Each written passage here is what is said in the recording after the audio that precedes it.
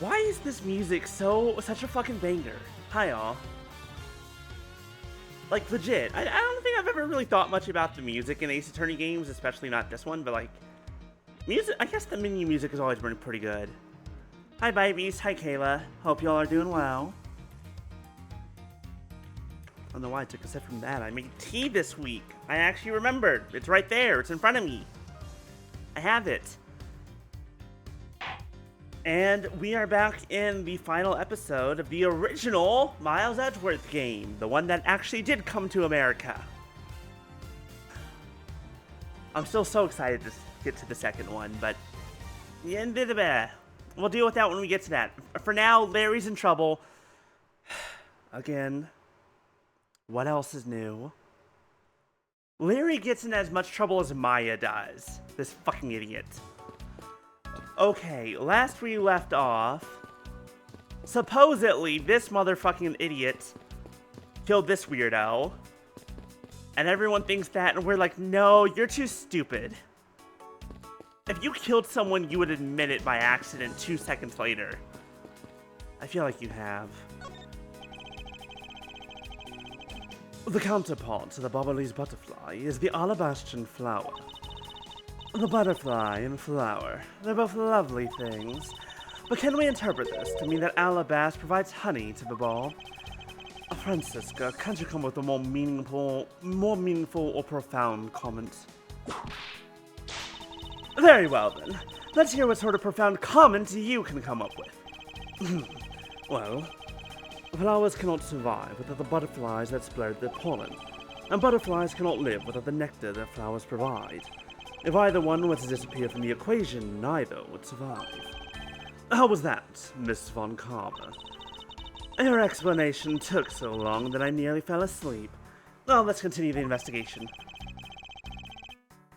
Francisco, why can't you just admit that I had something there? Because this is what siblings do. Unless it's a really important moment, you never admit the good things of your sibling. That's just par for the course. Trust me, I know. I live it. There are some weapons on display on this wall. A crossbow, and under that, a set of knives bearing a flower motif. And those be the counterparts of the Bobolese knives. Which means that the blade inside the scabbard should match the blade that was used to kill Mr. Cochin. Should. Very important. Oh, what the fuck is this? Hold on. Okay. I saw the crossbow, I saw the knives, I saw the statue, I saw the bent spear. I don't know why it took me so long to realize whatever the fuck this druidic gnomish thing is. What is that plant supposed to be? Oh, Francisco, can't you see that's supposed to be a likeness of Ambassador Alba? I'm sorry for calling it a druidic gnome. Oops. Miles Edgeworth, how's the morning? You have a lot of nerve telling me what to think. I look forward to your salary assessment next month. You are deluding yourself if you think you have any control over that. It's the Steel Samurai's primary weapon, the Samurai Spear. What happened to the Samurai Sword? Isn't it awesome? I totally fell for this thing. It's sleek and shiny, just like my heart. It comes to you like whoosh. Oh, when you hold it, you just want to live life like BAM! You do well to watch what you say, Larry. Although, it is just as Larry says.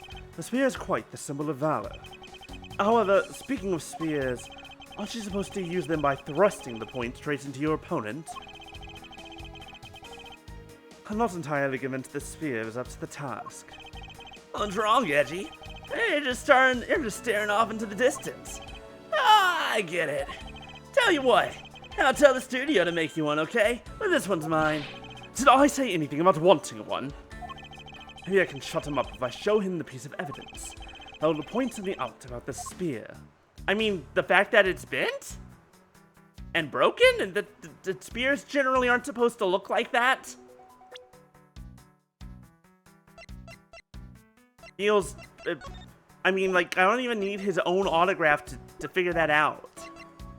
I just know what spears look like. Why is there a weapon on display in a place like this? I wonder why there are no whips on display here. Knives adorned with flowers are on display here. I suspect that these are the counterparts to the Bobblese knives. The blades of these knives should match the blade of the knife that killed Mr. Cochin. Oh! One of the knives is missing its blade. We'll see if these two pieces, the blade and handle, fit each other. Duh. It would appear that they fit together quite well, almost seamlessly. Then this means that an alabaster knife did find its way into the bowl. But how? Well, at least we confirmed something we already knew. I guess what's absolutely no difference between this Prima Duck statue and the bowls. The statue's face looks a bit more like that costumed hero you like so much. I only wonder why you Americans have such an affinity for this kind of face. The statue wasn't made by an American, you know. At least, I don't suppose so. If I do this, and then I do this. Larry, about the spear. Oh, are you feeling it? Bam! I thought there was something strange about this spear. Tell me, Larry, is it just me, or is the spear a bit bent? What? No way! It's exactly as it should be, yo! I have here the autograph you wrote for me earlier. Now, take a good look at this which you drew with your own hands.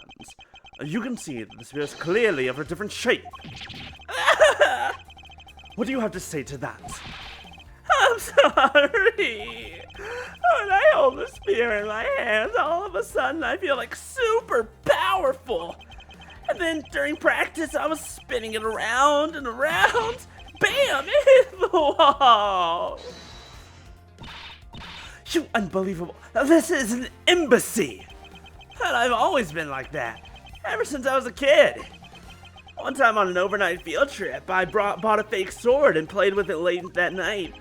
I'm just a useless, hot-blooded man. Larry, clarify that for me, will you? Okay, so it was some field trip, and I began to shadow fight with myself. I think this was like a month before you showed up. Not that, I meant what you said earlier about spinning the spear and hitting the wall. Oh, that! It's no biggie, it's not like left all or anything. That's not why I'm asking, Larry. The samurai spear is made of metal. I somehow doubt that a move as simple as spinning it around would cause it to bend. Man, Edgy, you're so naive. What did that come from? This is a prop, Edgeworth. It's a prop. It's made of either foam, or plastic, or both. You keep calling it the samurai spear. It's not real. Can't really fight someone with it, because it's hollow on the inside. You can hit it against practically anything and it would bend. Is that so? I knew that, of course. Don't tell me you thought it was real. Oh, but don't take it the wrong way. I just think that part of your personality is cute. I see. Your friendship truly is something special, Miles Edgeworth. Excuse you. The only special relationship I have is with... Never mind, I'm not finishing that sentence. Should I call up Phoenix? No, we're good.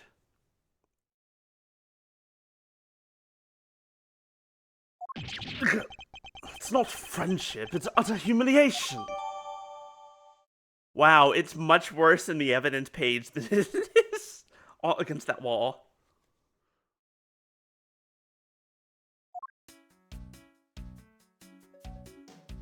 That's true, like she has with Adrian. Like she has with Adrian, and also I've seen fan art of her and Adult Maya. There was a grandfather clock just like this one earlier in the Bobblese embassy. You know, the symmetry is a fine thing, but their interior design really suffers for it. Really? I think this clock actually fits the decor of this room quite well. I suppose the woods does suit the all-natural atmosphere of this room. Its design, the material it's made of, strike a good balance with the plans. Hey, you two! Now's not the time to be talking about interior decorating, you know. Hurry up and save me! Be quiet! This is all a part of my elite investigation. All you need to do is be quiet and watch. Actually, I do believe Larry has a point for once. Larry, to himself in that moment. I'm not gonna lie, that's kind of hot. Am I into that? No, what am I saying? I'm Larry Butz. I'm into everything. There was the exact same statue sitting in that Bobbleese office we examined. It's the Prima Duck statue. It was the national treasure of the Principality of Cadopia. There's only one of these statues, meaning that one of the two is a replica. But both Alabaster and Ball claim to have the real thing. Okay, once again, either they both legitimately have the real thing and it's part of the same statue, or they both have a fake. Which wouldn't surprise me because a smuggling ring has kind of been the whole deal for this entire fucking game. The one through line has been the smuggling ring. What treasure, what piece of art would ever be worth more than a straight up national treasure? That shit's worth a pretty penny. Neither of these are real. What an incredibly childish fight to have. Hey, at least they didn't go to war over it. I won't rest until I've expected everything I can. Blah, blah, blah, blah, blah. It's a Prima Duck statue. There's one of these on the Bobbleese side as well. I hear it's very valuable and made of pure gold. It was the national treasure of Cadopia, so you can imagine it was worth so much when Mr. Cochin fucking sold that thing. Only one of these statues, meaning that one of the two is a replica, at the very least. Someone's gonna go up to one and like, this is definitely a fake. Ha, that means we have the real one. Hold on. Oh, this one's also a fake. What? Oh, both of you.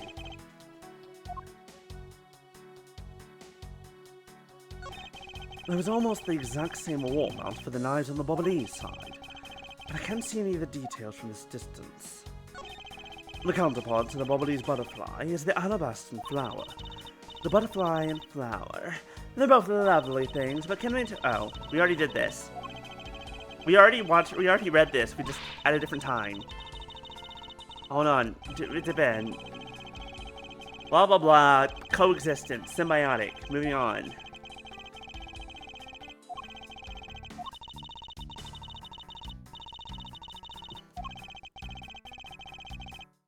I feel like there's absolutely nothing important here then. Literally, it was just the same fucking shit that I've already heard. Alright, let's not look at the dead guy. What's over here?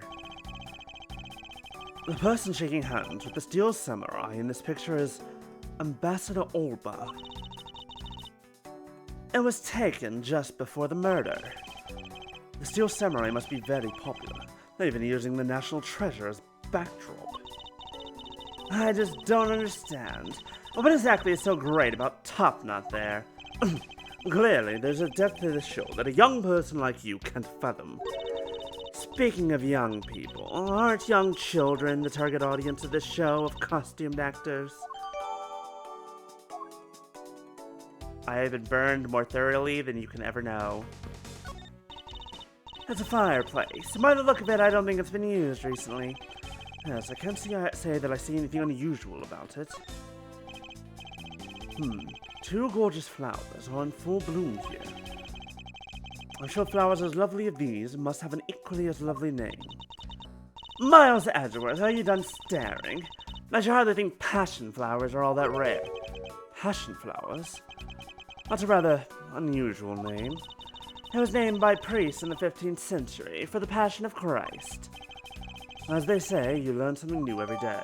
Why does it feel like there's at least one, if not two, flowers missing?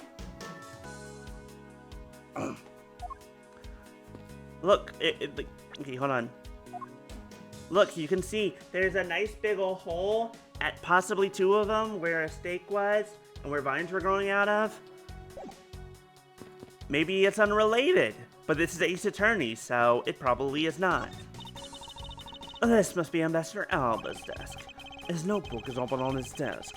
Must have been in the middle of some important work. Sapling growth org. It finally sprouted today. funny, it doesn't look like important work to me. Alright, fine. Not everything that a person does has to be important. So this is the victim, Damask II. What is with this gaudy outfit? You don't know about Mask the Mask? A few months ago, this thief caused a lot of havoc on the populace. So this thief is separate from the Atagarasu?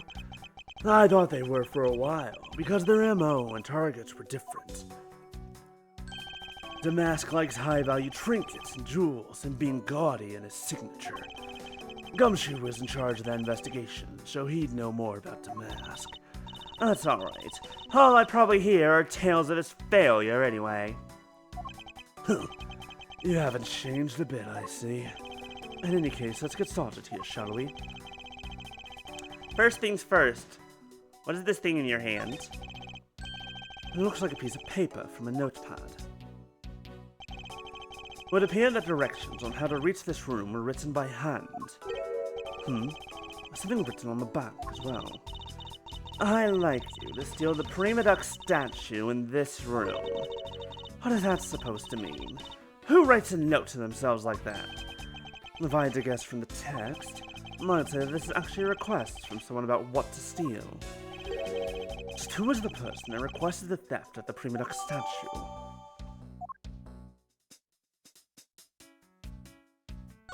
Nope. So this is the murder weapon in this case. This blood on the blade. It's a rather sweeping sword, isn't it? What did you expect? It's Steel Samurai Daddy's secondary weapon. I only call it his secondary because although he uses his sword in most of his battles, it's his trusty samurai spear that he turns to in a real fight. And you sure know quite a bit about the Steel Samurai. That's only because I saw the stage show earlier. The only other sword is the Steel Samurai, or in other words, Larry. I should probably ask him about it, as detrimental as it is to proving him innocent. But wait, shouldn't this also be hollow in a prop sword and not real? I suppose it was the wrapping cloth Damask II used to carry his stolen goods. There's nothing wrapped in it now. I guess he never did manage to get his hands on whatever it was he was out to steal.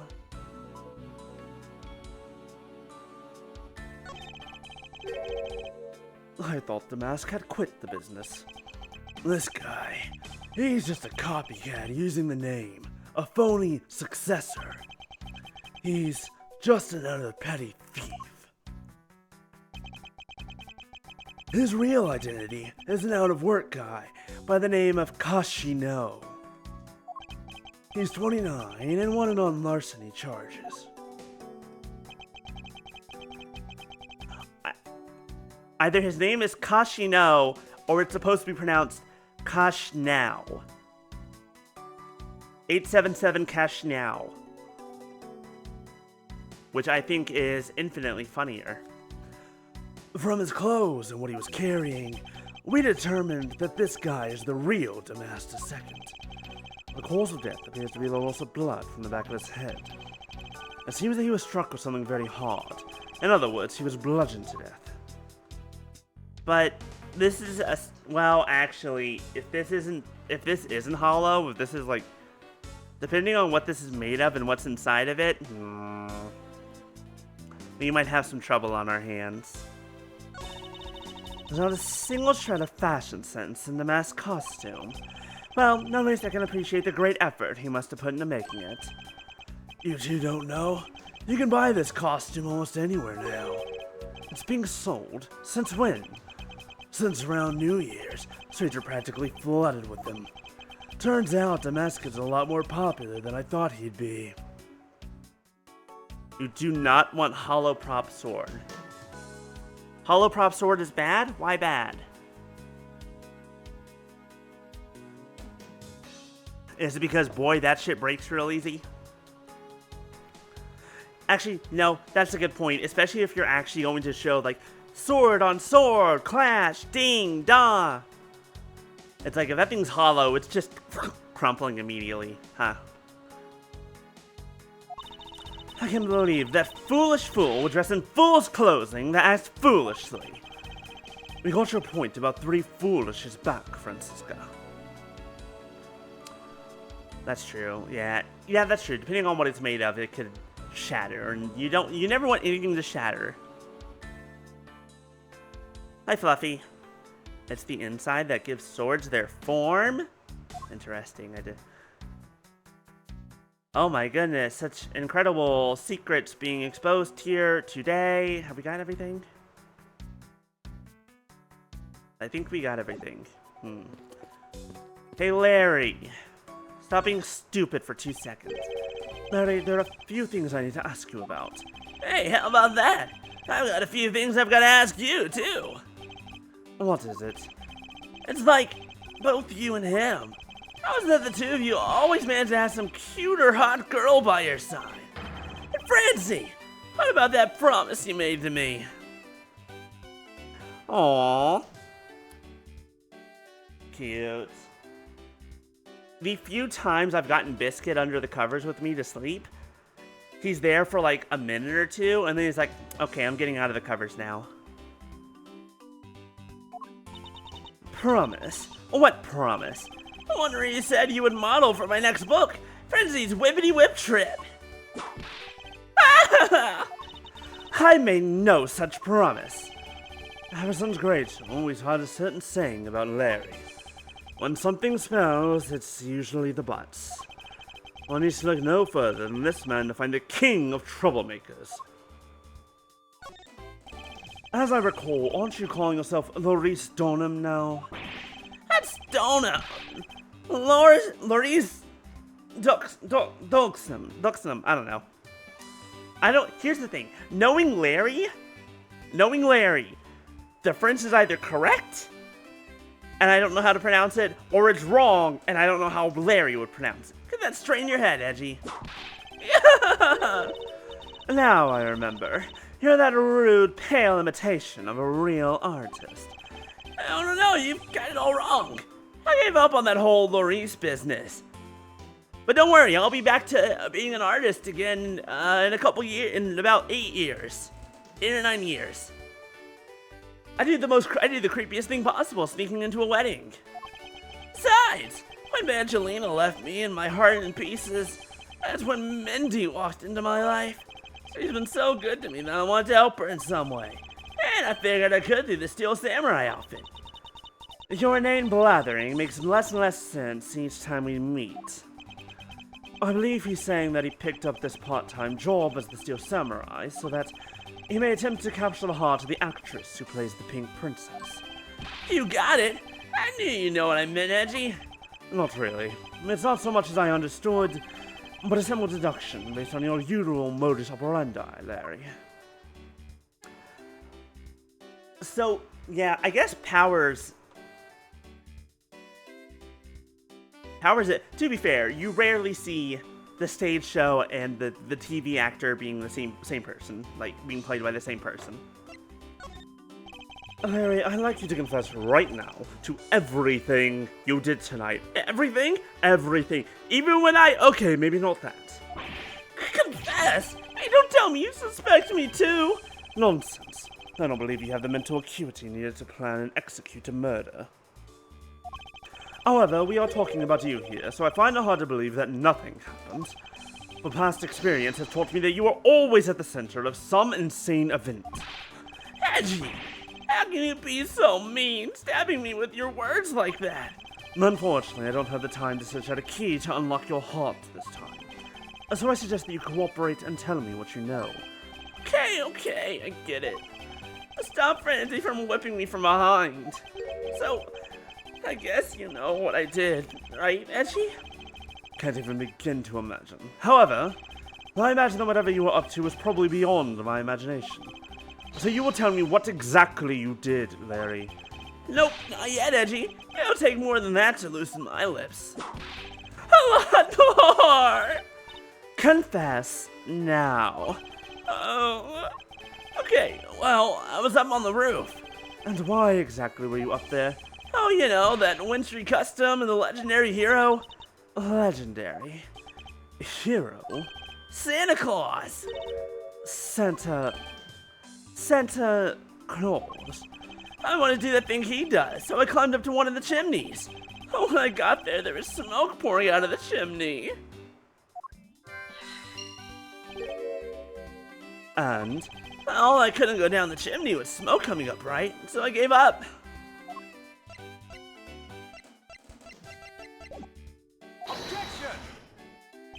Larry, you do realize that Santa Claus does not exist, right? Of course I know!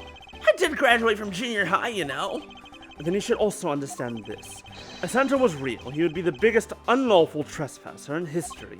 Oh, crud! It is your attempt to imitate Santa that has landed you as prime suspect in this murder. Come on, man. What's so wrong with pretending to be Santa? Let's start with the fact that it will be the Ides of March in a matter of hours. I mean, technically, he's not wrong.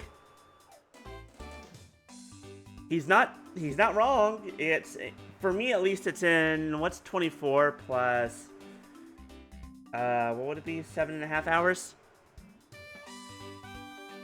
24 plus 7 is 31.5 hours. It'll be the Ides of March. Santa only visits homes on December 24th. That's in December, you nitwits. No! Okay, here's a weird thing that I'm noticing right now. Here's a weird thing that I'm noticing right at this exact moment. So, yesterday and today, and a little bit on Tuesday as well, actually. You know, I recently had that sinus surgery and everything. So it's like, I don't know why, but I have some sinus pressure in my face. And sometimes it bugs the stew out of me the last couple days. But it's just like, whatever, my body is readjusting itself and recovering and blah blah blah, all this other stuff. But like, right here, right now, doing these voices, especially Larry, there are just certain, like, scrunches of my face that just happen naturally, doing his voice and his lines, that I'm like, oh god, I can... Sacrifice to Biscuit. Hold on. Biscuit! Biscuit, people love you. Okay, you can... Knowing, A, where my sinuses are, how big they are, what they look like, and also having them fucked with recently. Like, it's kind of a thing recently where occasionally I feel where my sinuses are.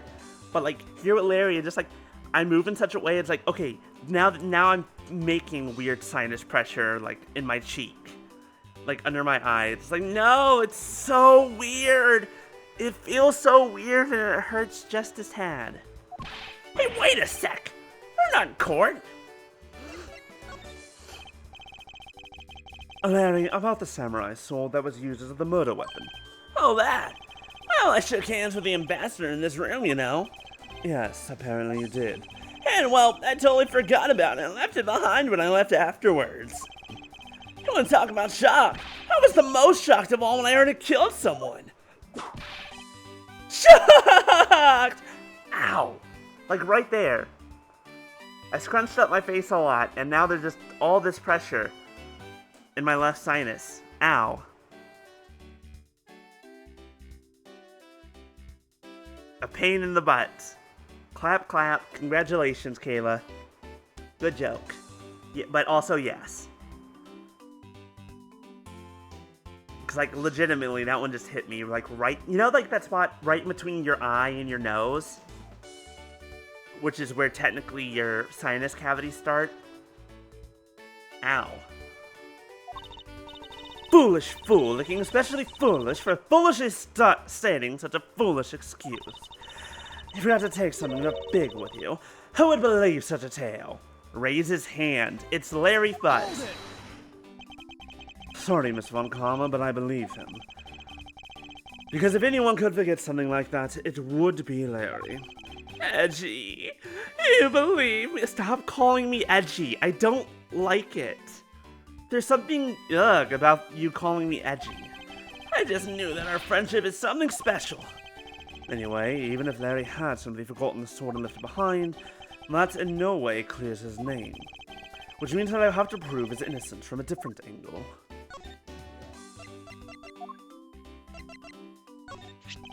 Hey, that's an official Steel Samurai weapon.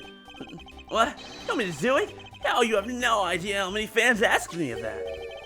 What are you prattling on about now? Steel Samurai Sushi Slash! How's that? I bet it sent shivers up your spine.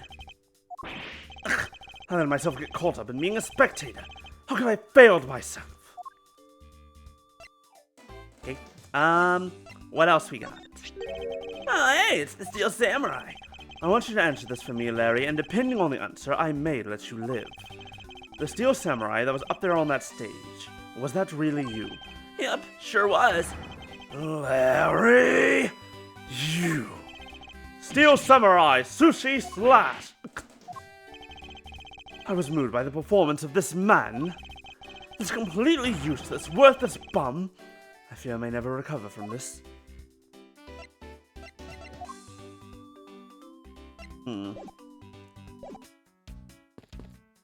Useless. What about you? Nope, I've already talked to you. Have I talked to you yet? No matter how hard you try, you'll never be a necessity in our Shifu's investigation. Is that a fact? But no matter how good he is bound to overlook something. If you insult our Shifu, then prepare to be punished. Oh, and how exactly would you punish us?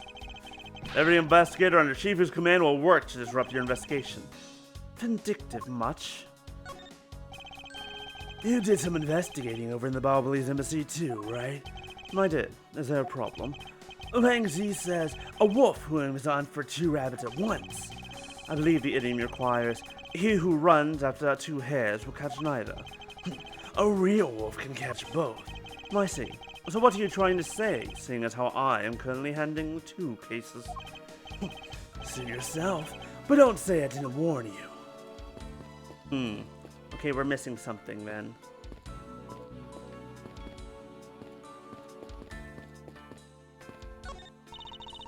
There are decorative plants here as well. This room is overflowing with nature. Humans used to live in the grandeur of nature once. Humans used to live in the grandeur of nature once, long ago. I believe I'm not mistaken in thinking that those people truly love nature. This coming from a man who loves shows featuring costume actors. It had to go there again, didn't she? Do I have enough puzzle pieces to do anything? No, I do not. Wait, smoke from the chimney. I don't... Wait, okay. And by the looks of it, I don't think it was recently used. I don't think it's been used recently. So the fact... Why is that not a piece... Why can't I not piece this together? Smoke was pouring out of a chimney that Larry was gonna go down. Larry, what fucking chimney were you gonna go down?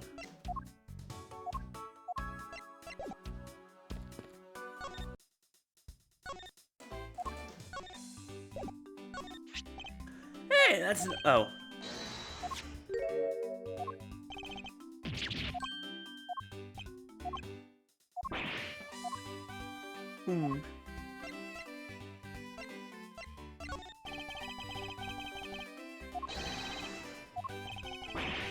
I think I need to talk to Bad more.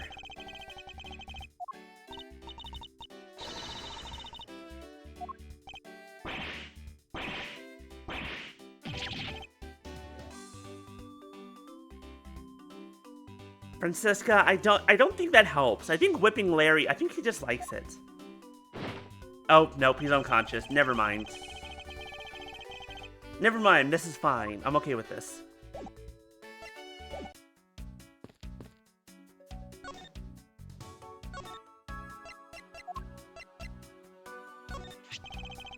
Detective Bad, if you could please take a look at this for me. Isn't Powers the pink print? No? I don't think so? I'll be real, the last thing I remember about Powers in the Steel Samurai is that he was still this the Steel Samurai. Ace Attorney, Powers, Steel Samurai, because I don't remember his first. Will Powers. Okay, here we go. Played by Will Powers. Here we go. Wait, hello? Ace Attorney 1 with a real... Was it legal?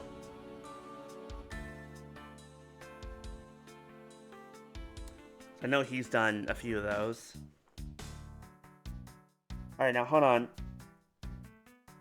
He was also a witness for the murder of John Cree. When...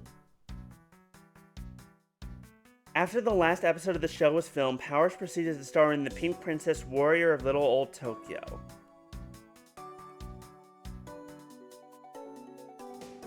The hell?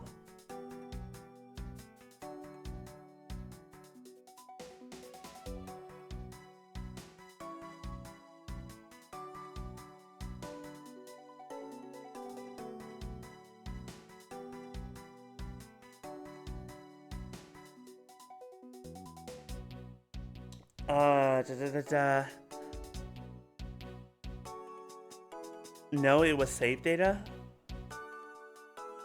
Oh, okay. Hold on, sorry.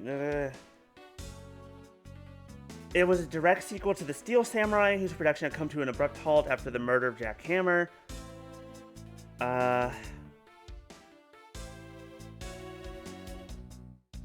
Almost never made it to production.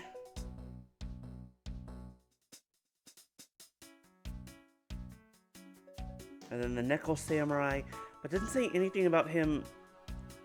Huh. Interesting.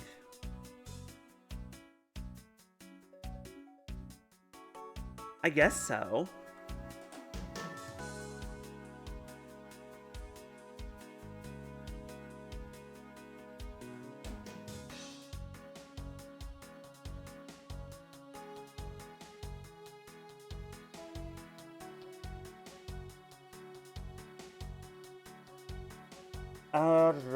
A director, she is played by Will Powers, the actor of The Steel Samurai.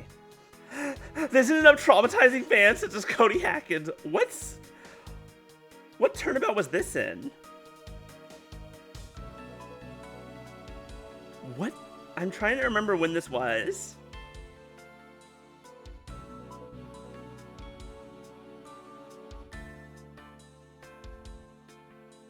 The epilogue. That was in the epilogue of the first game?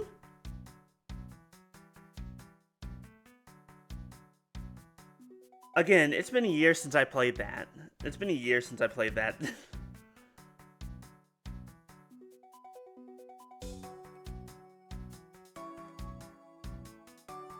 Yeah. Debut episode in Turnabout Samurai. Oh, that doesn't say anything. Hard Wendy Oldbag, though he never saw Powers' face until the days of the Pink Princess.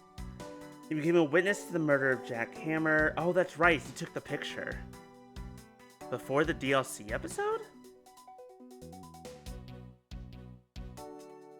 Hold on. The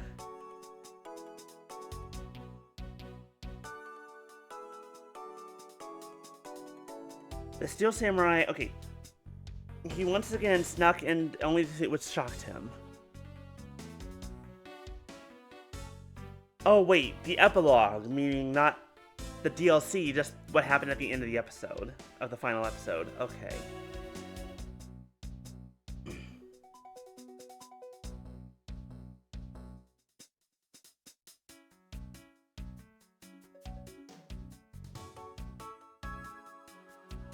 Okay, cool. The truth that lies beyond this piece of evidence is not going to be fun. Are you ready to take it on? Of course I am.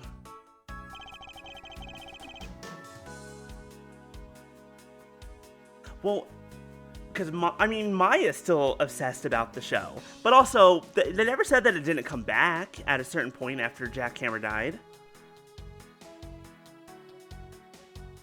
I don't know how close to the truth you are, but there are only a few things I can say. So listen up and listen well. Don't ever lose your detective spirit. That'd be a good piece of advice if I was a detective. Okay, so in other words, that had nothing important of anything. I'm wondering if you might be able to tell me something about this. The answer is probably no.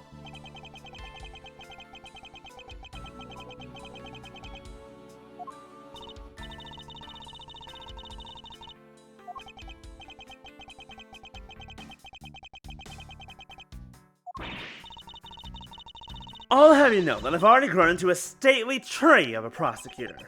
Tree. Like if I raise my cheeks up too high, I hurt myself. She's just toying with Francisca. Seems to be enjoying this quite a bit. What do you make of this?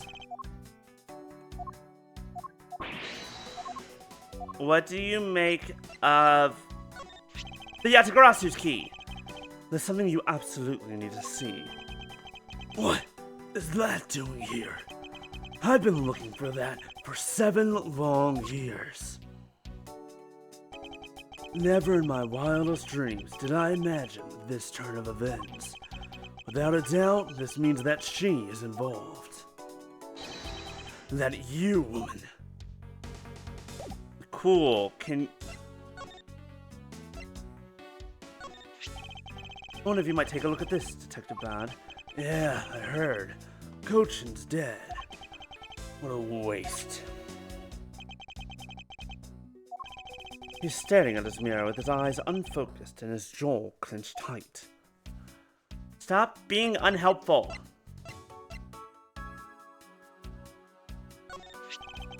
I wonder if you might take a look at this. What a waste. You're not helping me. Why are you not helpful?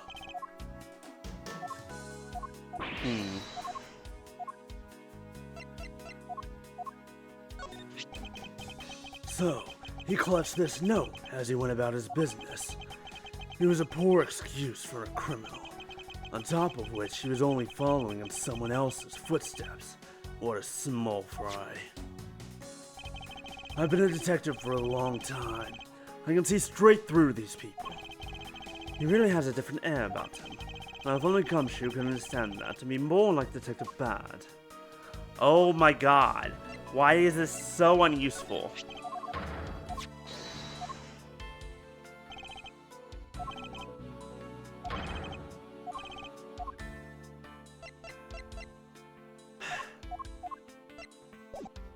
Useless. Absolutely useless you are.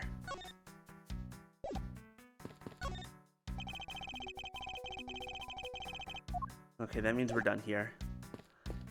He's bad at his job? I don't know. I thought he's pretty good. Well, actually, you might be right.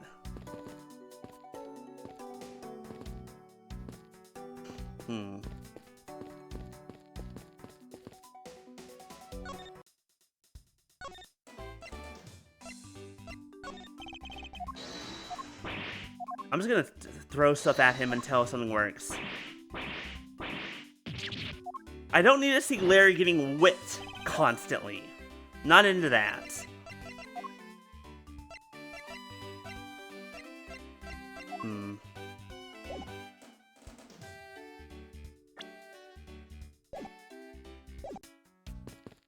Something's missing. Something is wrong.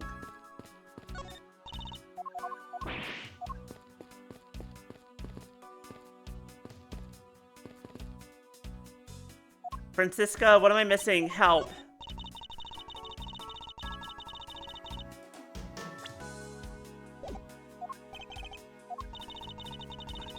Understanding what the current situation is. Of course. I was planning to do that from the very beginning. In that case, hurry up and start. I've already started the investigation. That's true. That's true. That's a very different category. That's a different category. We're just gonna leave it at that. I should start by gathering as much information. Okay. Statue of the founder, Prima Dox. Because it's the national treasure, I've heard that only a few are allowed access to it. Even we're not allowed to touch it. Not without the ambassador's permission, anyway. If you lay even a single finger on it, bam, it's instant jail time. So it's that precious of a national treasure that a single touch can lead to an arrest. Seems that there's something off about the statue. What is the source of this unease I feel? Okay, we have an unease about the statue. There's something wrong. Oh, we haven't deduced something yet.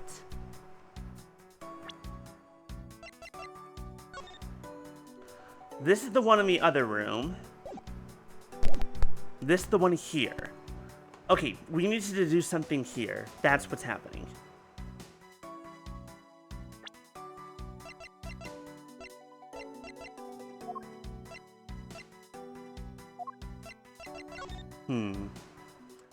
Do we see anything weird? Do we see anything weird other than the base being different?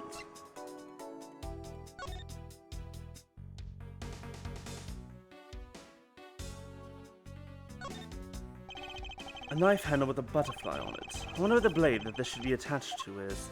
Oh, that's right. We still haven't found that. There's something wrong with this statue. Can I please look at it from behind? I need you to do something with it, but the question is what?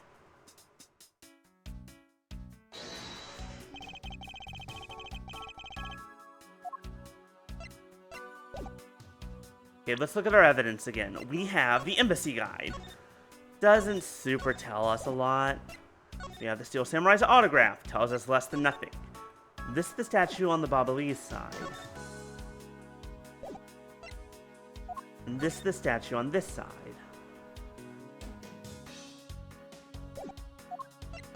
I'll be real. They really are perfect mirrors of each other. They do both have the flower on the chest, but I don't know if that's what it wants from me. Here's the Yatagarasu's key that I don't think we need to do anything with.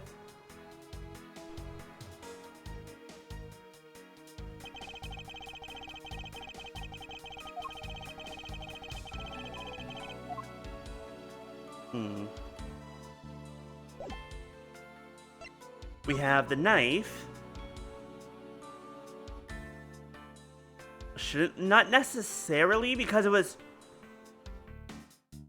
Cadopian. It was from Cadopia originally. Hold on. There's a striking flower ornament on the handle of this knife. Compared to the Babalese knife's handle, this larger one gives Alabaster more presence. Something's wrong. No, don't you...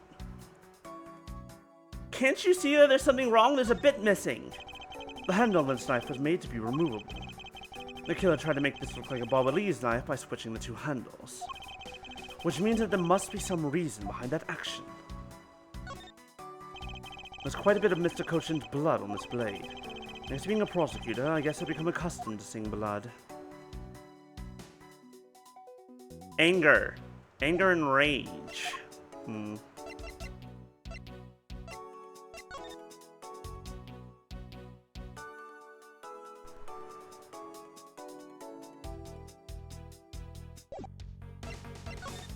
I feel like this is the important one, because this is a photo of what it was. Shiny, sparkly, flower breastplate, bare arms. Wait a second! Wait just a gosh damn second. Hold on.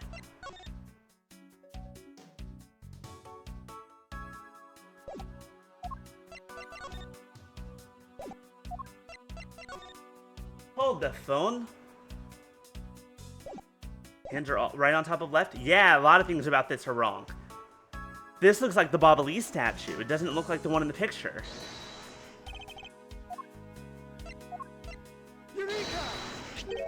Look at this photo and tell me what you find odd about this scene, Miss Von Karma.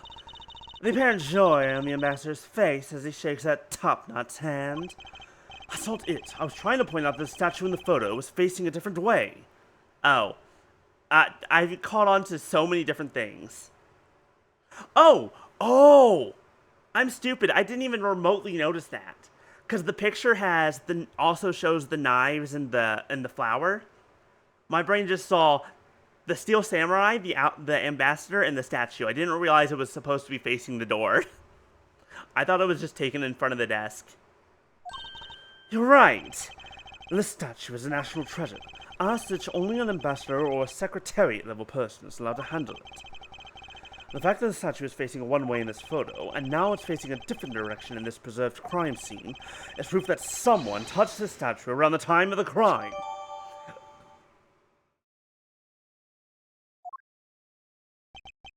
I guess that about wraps up my investigation. Hello? That's...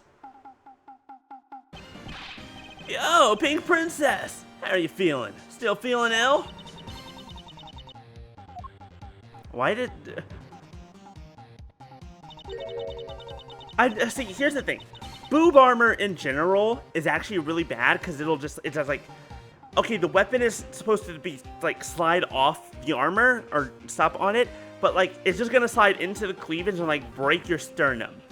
This is the most atrocious boob armor I think I've seen, and, well, one of the most atrocious. It's just a balloon of armor. And yet another strange character comes out of the woodwork. And so, the Pink Princess also comes to pay the Alabastan Embassy a visit. I believe I need to speak with her as well. Miss Pink Princess, I have a few questions I'd like to ask you. Miss Pink Princess, if you would please answer, Is it Will Powers? It's with the old bag again! No! Not again! Twice in one game! You can't jump scare me like this, Wold Bag! You are not allowed to jump scare me twice in one game! Rude! Rude and mean! This must be what they call fate. Look at this happen 2 days in a row!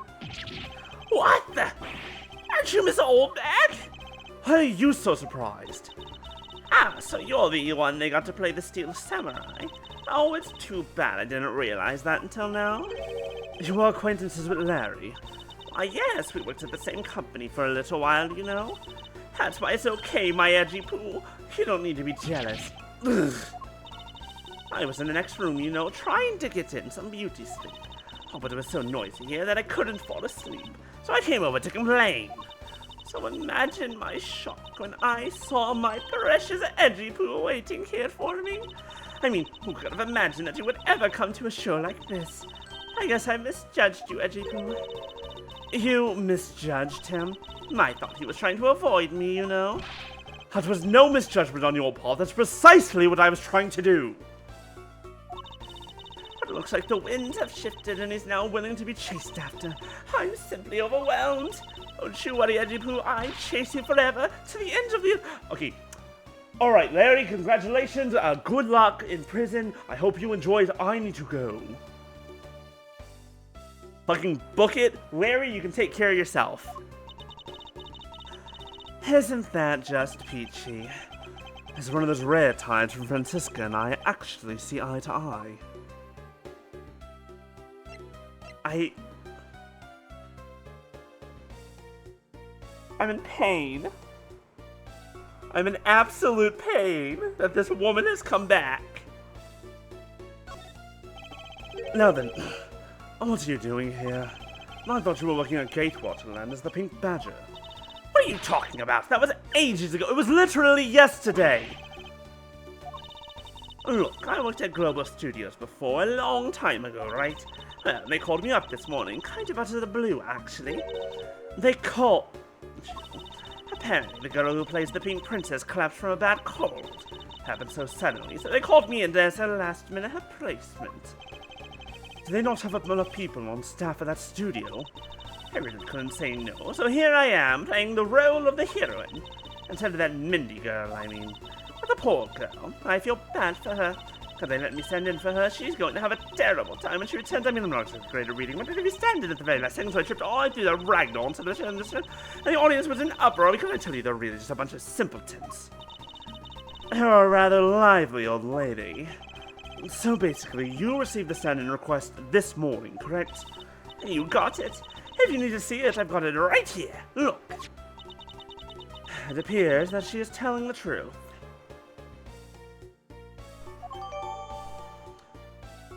Pain. I tell you, my fine acting moved the entire audience to tears. Yes, tears of laughter, as I recall. But being famous has its problems too, you know. Here, take a look at this. It's a letter from a stalker. I was just taking my break when I found this stuck under the door to my room. Pretty sure that says Mindy. I'm...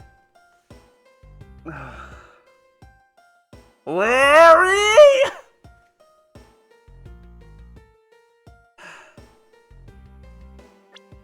If something smells, it's usually the Butz. That doesn't say Wendy, it says Mindy. Larry's just a goddamn idiot. Honestly, you really have to watch out for these kinds of things. Look at what it says. Wendy, I'll be descending on you from above tonight. Your loving knight. How absolutely revolting! I mean, you think you'll get my name right? There's no accent in my name. Wait, this horrible handwriting, where have I seen this before?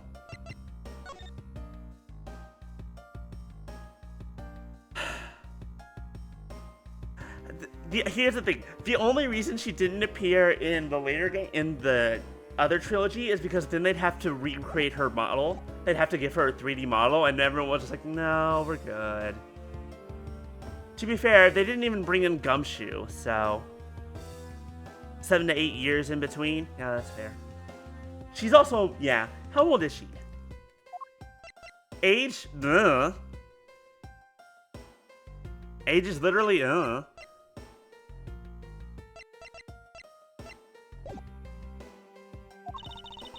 But now that you're here, Edgy-Poo, I feel 100% safe. Who do I factor into this? You'd bust that even stalker, man, for my sake, wouldn't you?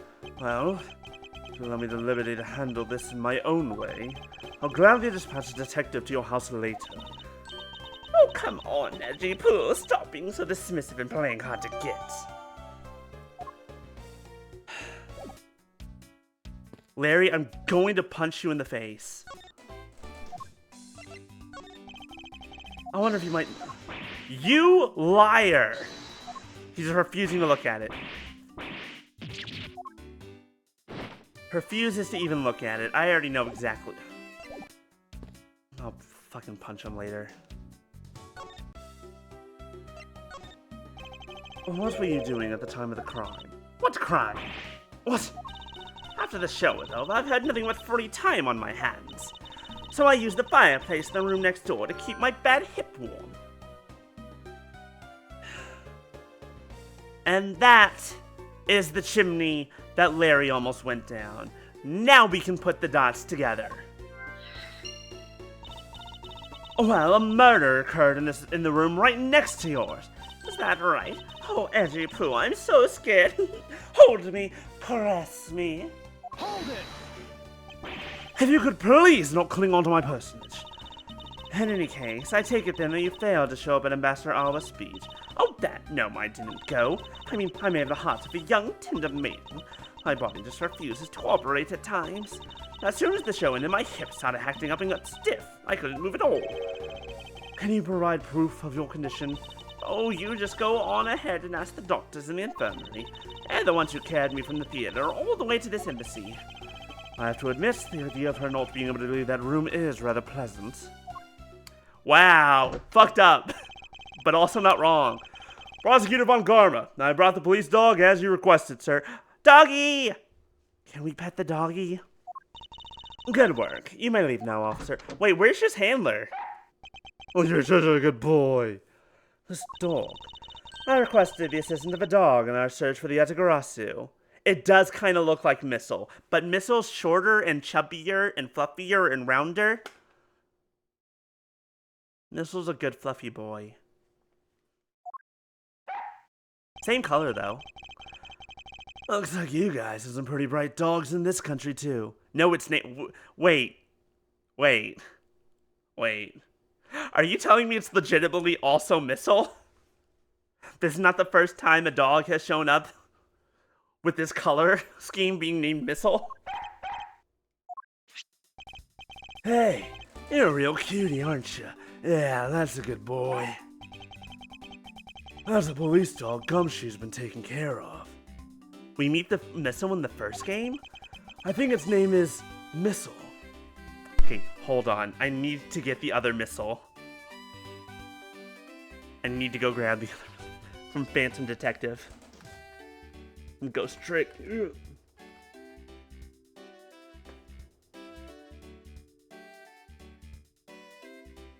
Here he is. Here's the good boy. I think I need to put it in directly, right? I can't just... Yep.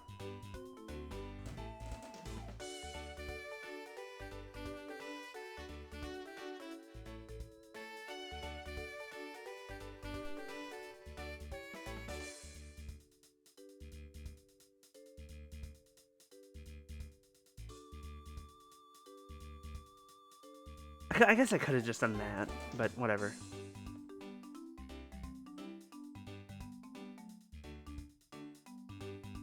Where is it? Where is it? Where did I put it? There he is. Hi, Missile. This is Missile from Ghost Trick, Phantom Detective. He's a good boy, and we love him. Look at how floofy he is. Floofy. Behold the floof. Look into those eyes that have never done any wrong ever.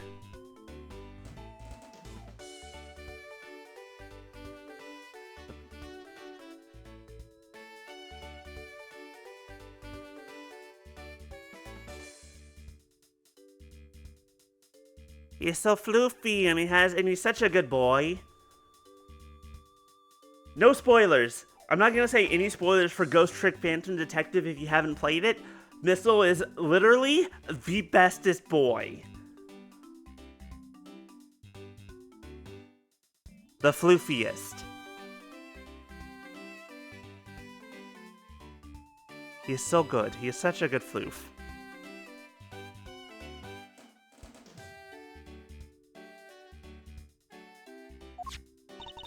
What a fitting name for a police dog that dashes out in front and attacks. Alex alone isn't exactly what's going to solve this case for us, you know. That's a Pomeranian? Correct. And it's adorable, and we love it. Now, Missile, I want you to find some clues. Go!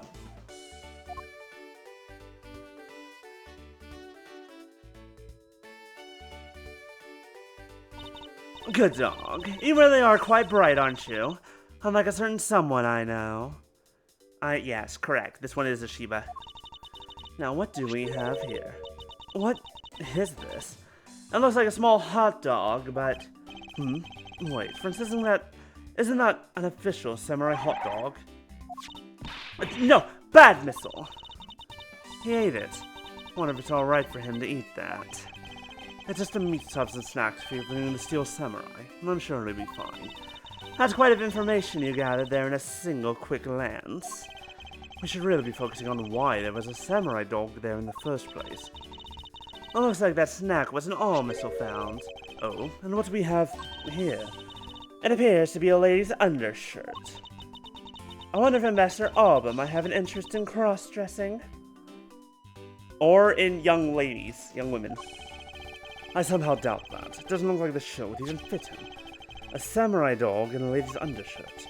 What are these two items doing in a room like this? Given the circumstances, the lady's undershirt could only belong to one person. I suppose I should get this over with and ask the owner of said undershirt about it. I don't know. I'm gonna connect these two dots real fast. There's no trace of this room's fireplace being used. And your point is, smoke was supposedly pouring out of the chimney connected to this fireplace. At least according to Larry. This is a contradiction of facts, is it not? Are you sure he wasn't disoriented or something up on that roof? There is testimony from an investigator put Larry at this particular chimney, so no, I don't think it was a mistaken impression on Larry's part. Ooh, hi Maya. No, you're right, Missile is badly trained, but don't forget who they said trained him. Gumshoe. He was trained by Gumshoe. Of course he eats on the job. How you doing, Maya?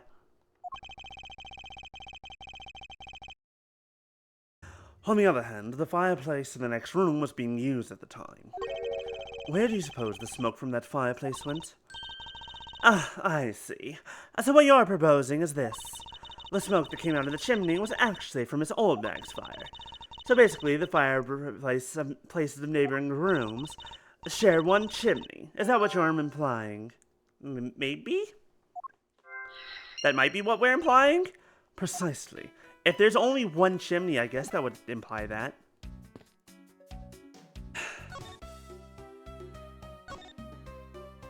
Is this yours? You could please take a look at this brown-colored undershirt. Oh, Edgy Poo, what is the meaning of this? Oh no! Oh no! No, no! I don't know how I feel about that. I really don't. Why did you steal that thing from my bags? All you had to do was ask, and I would have gladly given you as many as you like. Thanks, but no thanks. This shirt was found here in this crime scene. What?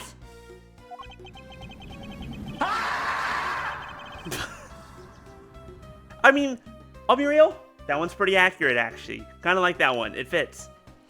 Come now, why don't you just confess and explain what it's doing here? I know nothing. Nothing, I tell you. What? Oh, I admit that I used the fireplace to dry that shirt. I can't really help the fact that I had to, you know. Wearing that pink princess costume was like being in a sauna. You mean the one that you're wearing now? On top of that, I get fingered as a suspect. You're too cruel. Don't. Phrasing. Phrasing. Horrible phrasing. No. No. Are you claiming that you never once set foot inside this room? Of course I am. If I had been the one to find the body, do you think I'd be as calm and relaxed as I am? I tell you, it's always like this. It's always one of those weekly tabloids. Missing the cameras, missing the lawyer. They're missing. Speaking of missing, there's a matter of my husband. We got married, and I guess I'm stuck marrying you. I propose that. Don't deserve you, but I can't help it. We can marry me. Honestly, men these days.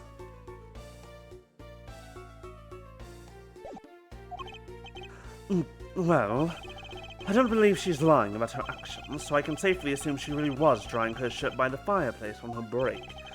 And somehow the undershirt managed to move from the next room into this one. I assume the samurai dog was also yours. Ah, that brilliant mind of yours. You really can see through everything about me. And so the feeling of dread continues, but I suppose I should ask for more details. That samurai dog was yours, wasn't it? Oh, of course, I'm forever. No! Hold it! If you could just stick to what I asked you.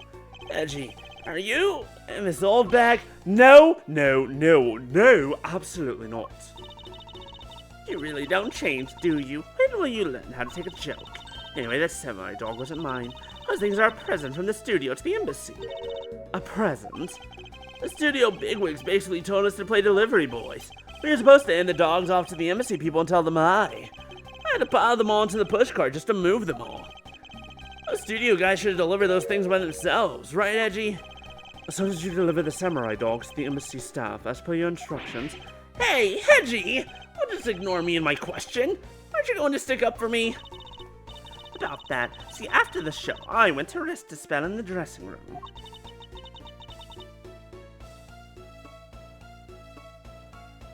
Because of my bad hip, you know. And there they were, the samurai dogs were just sitting on the dressing room floor.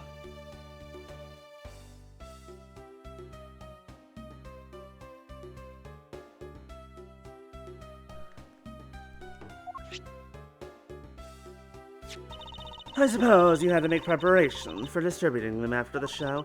Well, by preparations, you mean sampling them as well? Excuse me.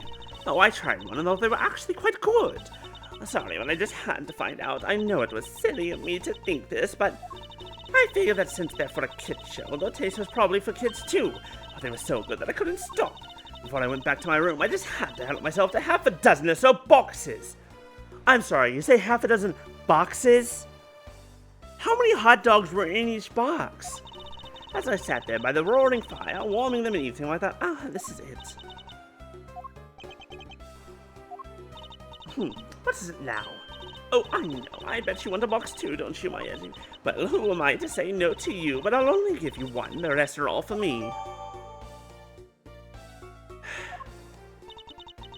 It looks like the lesson for today is that when the Steel Samurai and the Pink Princess take off their masks, they transform into a pair of annoying troublemakers. So how the fuck did that end up here? He was a much bigger help than I thought he would be. Yes, however, there are a few aspects I don't understand about what he found. You should keep on investigating until you do. Now continue with the investigation. Alright, I will. There's a great dread that I proceed to do what I must to solve this case. Larry fucking Butz.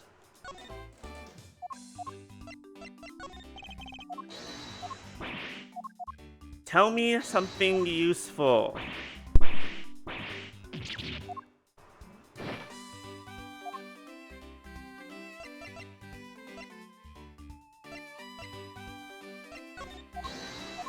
Nope, not useful. He continues to be useless. Shocker.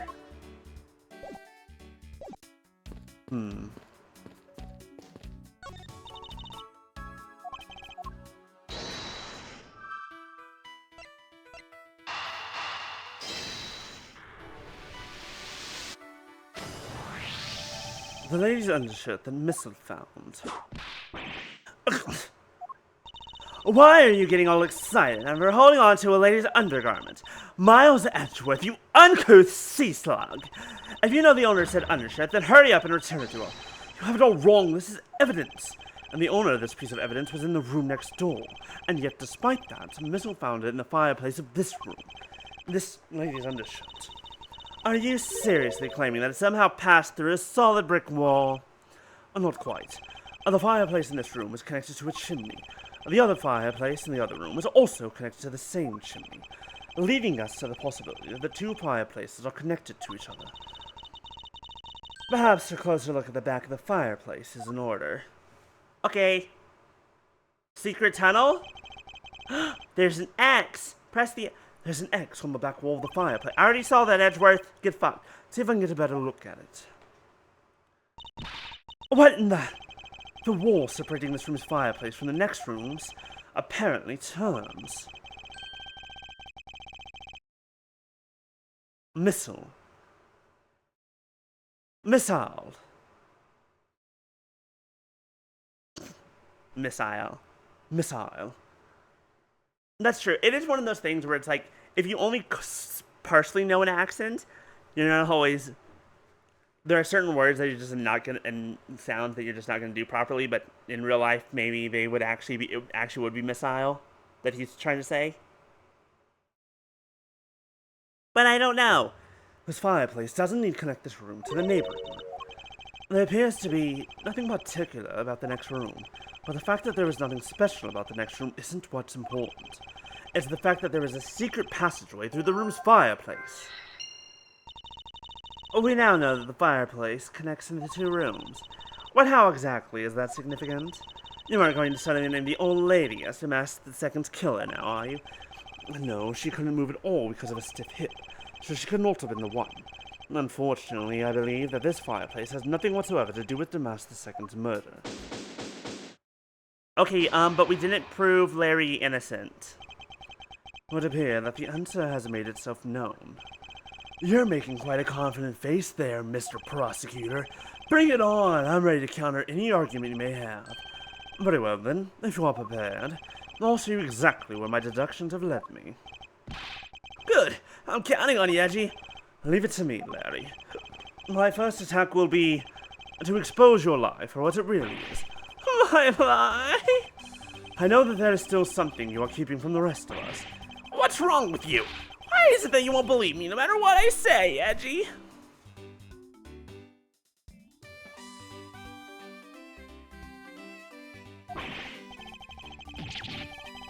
Potentially? It's very likely that there might be a secret tunnel over there. I should just hurry up and die already if that's how it's gonna be. Problem is, I don't remember if there was a fireplace. We weren't allowed to search that back area. I'll confess to every murder in the whole world and then kill myself and throw everything in the mass confusion. You made some wonderful friends as a child, I see. Larry, I only have one thing to say to you. Even if you make that face at me, it's no use. A man who's ready to die is strong-willed, you know. Larry, it doesn't matter what sort of harebrained trouble you cause. I only ask that you do not lie to me. If you cause an innocent person to be judged unfairly because of some insipid lie, I will never forgive you. Gee. Stop calling me that, although allow me to say that I consider you beyond the innocent in this case. Bye, Maya. Enjoy work. I hope it ain't too bad for ya. We'll see you later, and that I will draw the real cloud. You can trust me on this. Alright, This time I'll tell you the whole truth, okay? What happened, what didn't happen in the works. So just what happened will do. Now then, if you would please testify as to what you did up on the roof tonight. Up on the rooftop. After the show, I left the pushcart in the rose garden, came into the embassy, and they took a picture of me shaking hands with the ambassador. After that, until my next appearance, I had some free time, so I wandered around. That's where I spotted the chimney. A chimney like that is a rare thing, you know? So then I wanted to play Santa and decided to give it a try. Larry, I thought I just finished telling you to not lie anymore. But it's kinda ultra embarrassing. And what exactly is so ultra embarrassing that you can't tell me? Edgy, man, I just said it was embarrassing, so of course I can't just blurt it out. You're just gonna have to reason it out of me. As your superior, I command you to hurry up and expose this man's lie. I have every intention to, for I'm not about to let us waste time on such a trifling matter. Unfortunately, we're sort of already there. Blah blah blah. Wrong. Or yes. Correct. Correct. Not entirely correct. Hold it! You suddenly wanted to play Santa. Oh, well, actually, I dressed up as Santa once before already. I was down at Gourd Lake. I remember that. That was during Edgeworth's case. Back in the first game. I'd appreciate it if you wouldn't dredge up such unnecessary memories for me. Sounds like you guys share a lot of history. A perk to being childhood friends, huh? Besides, it's not a felony to dress up and play Santa, you know. Santa doesn't go around killing people after he comes down a family's chimney, after all. Actually, is it worth delving into whether or not playing Santa is a big deal? Actually, I believe in the case of this man, playing Santa is actually quite a big deal. Are you saying that your buddy isn't exactly made of Santa-quality stuff? Precisely. You hit the nail on the head, Agent Lang. Hey, Edgy, that's so incredibly mean! Tell me something, Larry. Did you know that Santa's job is to deliver presents to people all over the world? Of course I know that! I did graduate from junior high, you know. In that case, it's your turn to tell me something. I want you to tell me to whom you were delivering a present to. I was, delivering a present to a child, not basking in the warm glow of love. That must be the most elegant description of you I've ever heard, but a lie is still a lie. You sure know how to kick a guy when he's down, you know that? A child not basking in the warm glow of love. Wow.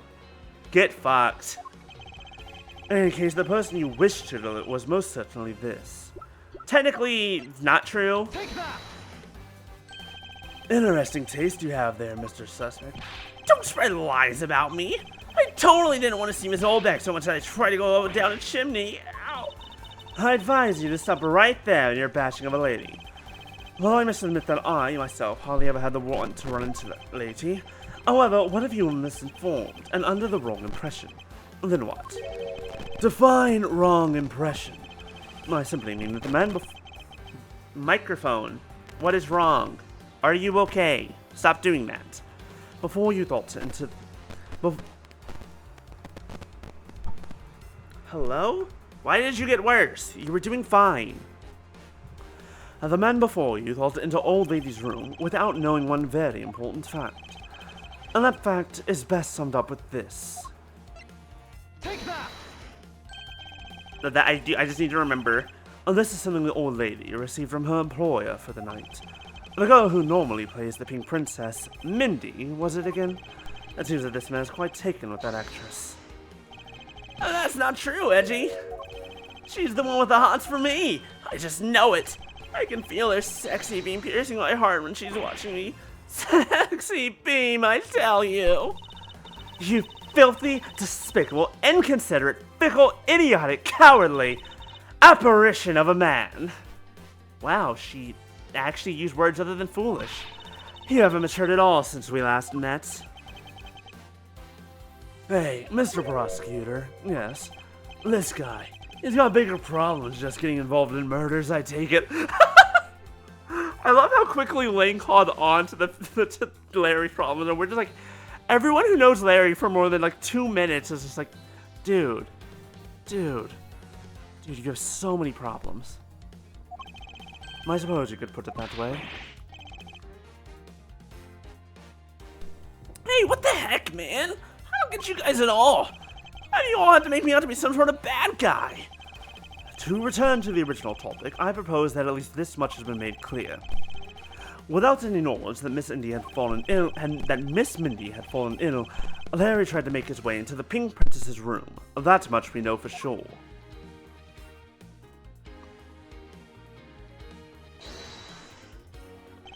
Hey, Edgy, looks like I've got the hang of this court thing now. But we're not in court at the moment. Shut up! I see what's going on here, and it looks just like what you do in court.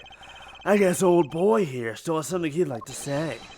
Elaine Z says, until the root of the tongue dries, one never knows the whole truth. You shouldn't form conclusions until everything is out in the open, which is why I'll listen. Alright, are you ready to listen to me defeat Edgy in a battle which... Larry, have you forgotten that should I lose, your victory prize will be your rest? I think he has legitimately forgotten. I think he just wants to win a battle against you. So you think that all I wanted to do was go visit Mindy? Well, I dressed up as Santa and climbed up to the chimney, but the smoke was really thick. It was a case of mistaken identity, and that mistake made me late for the speech. And topping all off, I became a suspect in a murder. That's what you really meant. Why would I ever put myself through so much humiliation on purpose? I love how everyone is just like, you fucking idiot. Hey, someone say something. And everyone's just like, don't look him in the eye, don't look him in the eye. Maybe he'll just disappear and all our problems will go away if I just don't look him in the eye. Larry, are you seriously trying to submit this not as a confession, but as testimony? So what if I am? Is there something wrong with that? My claim is a claim claiming my claim. Do you have a problem with that? So it was you. You're my stalker. But I should warn you, it doesn't matter what kind of flattery you throw at me. I'm the devoted type of woman who's wholly focused on one man and one much only. That's as if we would lie. I can't just drop him and be unfaithful. Like earlier, I was tempted to just tiny whiny bit of him out to a pass of flying cousin. Stay to my beloved. I'm so inspired. You're such an inconsiderate, cowardly, idiotic, and all-around completely worthless man. I thought I heard something ominous just now, but perhaps it was just my imagination. Tiny bit by that wolfman, but that was just a test of my love for my... Oh no. She's starting to crush on Lang. Actually, no, this might be a good thing. Maybe she'll leave the country. Maybe this is why we don't see her in future games. She leaves the country because she's chasing Lang. I believe there's nothing further for me to prove at this point. What do you mean? Of course you still got something to prove. You still have to show some proof that I was trying to meet up with Mindy. Proof, you say? Remember, Edgy? Everything is evidence in court, right? You mean evidence is everything in court, Larry, but I understand your point. Yeah, see? I'm totally a pro at this now. Very well. If you wish to see the evidence, then let me show you the last piece of evidence you'll ever wish to see.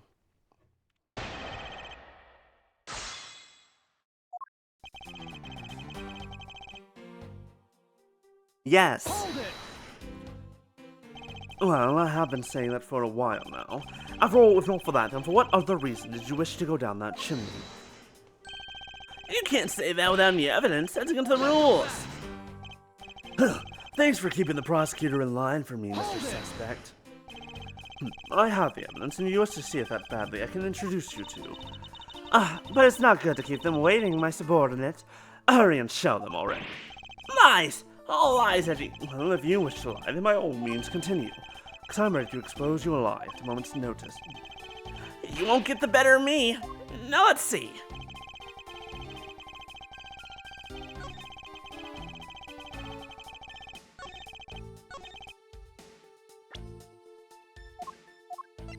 Objection! Larry, don't even think about denying that you have knowledge of this letter. Hey! Why are you showing that thing to me? Wendy, I'll be descending on you from above. Well, isn't that just romantic? But you weren't able to descend on her from above, were you, Mr. Lovely? Ugh, I have no idea what you're talking about. I don't remember a thing. You can pretend to be ignorant all you'd like, but it's written right here.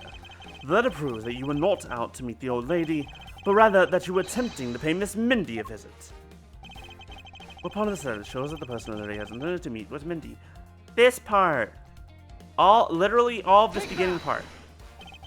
Larry, I suggest you take up penmanship lessons. That is, if you never wish to experience this level of embarrassment ever again. What the heck? What are you talking about? Speak English. You wrote Mindy so sloppily that it became Wendy to the average eye. Hey, stop picking on me. So embarrassing. There. Isn't that what childhood friends are for? They're the best, aren't they? For punching. I'll have to wait until we're off of this crime scene. Edgy, save me from the scary man. Sure, if you're willing to make amends. Starting with your incredibly embarrassing mistake. That wasn't me. Come again. It's a fake. Someone did to get me, so they made that fake letter. To set me up. Accept your defeat graciously. But you guys are being so mean. Penmanship analysis. What's that? No matter who, all people have certain unique features to their handwriting. Ergo, all you have to do is compare the handwriting in this letter to a sample of yours, and we'll know soon enough who it was that sent this letter. I'll never write another thing in my life. It's no use, Mr. Loving Knight. For you already graciously provided me with a sample of your handwriting. Take that! This autograph and all mysterious letter. If we compare the handwriting, we'll know the answer to our questions soon enough. Confess now, Larry, to your miserable failure. I'm sorry. I did it. It was me causing trouble. Again. I admit it. You hit the nail right on the head, Edgy. So, he finally confesses. I saw the pink princess being carried around in a stretcher and got worried, alright? I wanted to go into Mindy's room, but the doctors wouldn't let me in. So what choice did I have? It was the chimney or bust, Edgy. Your mind jumped from the door to the chimney. What a criminally overactive imagination. Oh, at least I was honest and wrote Mindy a letter and stuck it under the door. That way she wouldn't be so shocked when I came down through the chimney. Except for the fact that the letter was an utter failure at conveying said sentiment. I'm really sorry. Larry, you may be a shameful, good-for-nothing blight on the face of humanity. However, I always knew you weren't the killer. I told you to trust me, because at the very least, I can attest to that about you. Edgy? Here. We've lost a lot of valuable time because of you. In any case, I believe that we can say that we now know exactly what happened. Mr. Larry Butz sought to climb down the chimney, not for access to the crime scene, but to enter the room of the elderly lady next door. Great job, Mr. Prosecutor, although I still find it a bit unbelievable with the two of your friends. Friends is a strong word. But the suspicion on that guy over there isn't completely resolved yet, so don't get any funny ideas about running off, okay? Oh? Hey, what? Edgy, what does the Wolfman mean when he says I'm not off the hook yet? He means the murder weapon. Larry, did you forget? There are 2 layers of suspicion hanging over your head. That's exactly what I mean. We can't only rely on the words of the suspect, after all. We may have figured out where he was and what he was doing all night, but the blood-stained samurai sword that was left at the crime scene. As long as there is no satisfactory explanation for that, this wolf will refuse to ease up on his bite. Oh, Edgy, that guy It looks like he's seriously about to take a bite out of me. I'm well aware, and you should be as well, that this upcoming battle will be crucial. Thanks to the cooperation of our lovely bumbler, I've been out a very nice hand and a sweet trump card. Looks like we're about to enter the final bout. Now, Mr. Prosecutor, let's see what you've got. I can easily point out the contradiction in the supposed murder weapon, but the real problem for me is figuring out what the real murder weapon is. This will be a high-stakes gamble, but this is one game I can't afford to lose. Do you think he was beat over the head with the actual national treasure? I was the one who found the body of the victim, Damas II. Beside him was the samurai sword, glittering red and offering up the scent of blood. It was supposed to be in the Steel Samurai's dressing room, but I found it here instead. Plus, I found the murder weapon's owner, the suspect, Larry Butz, in here too. Isn't it a bit far-fetched to accuse somebody simply on the basis of ownership? But its owner wanted to sneak onto the crime scene. I think that's plenty to go on, don't you? If you're alluding to his reason for being by the chimney, we've already established that. Hold on there, Mr. Prosecutor. You two are longtime friends, right? Who's to say you didn't fabricate the evidence to give him an alibi? You're accusing me of fabricating evidence? You think I can believe anything you produce? Forging evidence is all you prosecutors do. You literally watched the old lady over there give this to me. This man has some serious issues with prosecutors. Oh, come on, I can't think of something as complicated as that. Right, Etchy? Larry, I can agree because I know you and your personality well. However, Agent Ling knows nothing about you. Or me, for that matter. I sense his hatred for my entire profession emanating from his entire being. Meaning that the only way I can prove Larry's innocence is to present irrefutable evidence. What if we beat him over the head? Will he forget Trisha? Hold it! So you were the first to discover the body this time. This time? What's that supposed to mean? You'd better watch what you say. I only said this time because earlier, Kay was the first to discover the body in the bowl. And your secretary, Agent Shina, was ready to accuse her of murder for this. Ha! So are you going to use that excuse to call me suspicious now? Of course not. I was simply pointing out the usual pattern when discoveries of bodies. But in the Babali's case, there is proof that she was holding the weapon, right? Well, in this one it's a bit different, so we know exactly where the weapon is. Beside him was the samurai sword, glittering red. Hold it! Excuse me, but glittering red and offering up the scent of blood. Do I have to spell it out for you? I mean the sight and smell of blood, of course. And according to the test, the blood on the sword belongs to the victim. The sword was made to only be used on stage, so it's not sharp. But it is pretty weighty, and certainly heavy enough to beat someone to death with. Which leads me to suspect that the victim was beaten to death with a sword. Beaten to death, huh? Was he, though? Was he, though? That is the question. This last statement is too important to just let it slip by.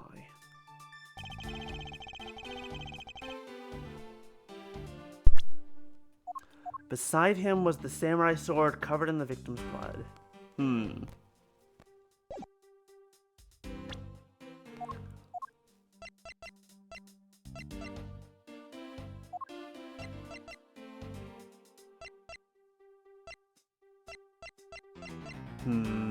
He said, Edgeworth, you pointed something out and you kept us on this one.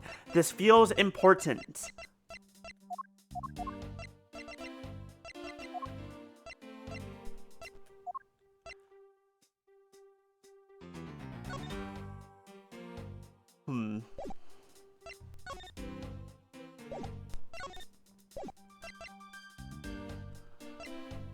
Let me think.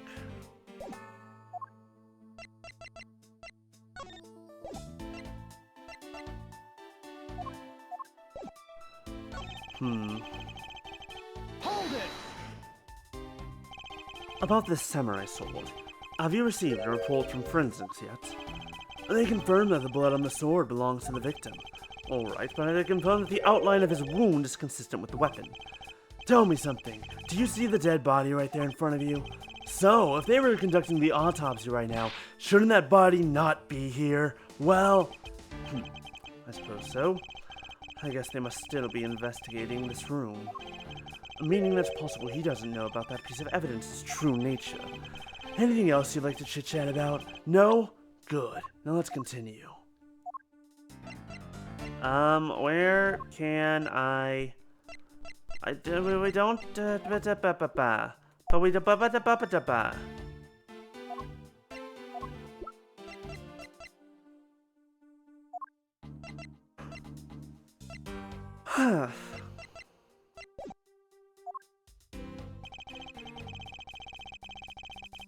Hold it! Larry has already testified that he forgot the swimmer sword here. Yeah! I was shaking hands with the ambassador in here and I left it behind by accident. So what? You lied earlier, so who's to say that this excuse isn't just another lie? I forget stuff all the time, right, Edgy? Tell him. Why don't you tell him yourself? You see, what did I tell you earlier? No one will buy such a pathetically weak excuse. Yes, well, I know that's not possible to prove such an excuse as truth. And yet you offer it up as fact? You're a worse person than I originally thought. You are free to think what you like. However, I know that Larry is not the killer. Please continue with your argument. I'll expose the flaw in it soon enough. Hold it! Just because he is the owner of the weapon, therefore he must be the killer, is it? No. Climbing all the way up to the chimney is pretty suspicious in my books as well. Regarding that, I've already drawn the truth out, and the truth is one thing I don't bend. It doesn't matter if it's you or whoever. You prosecutors are all the same. And as for me, prosecutors are the one thing I don't trust in. An agent who doesn't trust prosecutors? What are you playing at? Sorry, sis, but there are only two things I trust. My subordinates and evidence at the crime scene. This is evidence! From the crime scene! Given to us by fucking the old bag. Agent Lang hates prosecutors, but as long as he trusts evidence that has been left at a crime scene, then there is something I can show him that he believes in. It's simply not possible that the samurai sword is the real murder weapon, so I should focus on proving that point to Agent Lang first.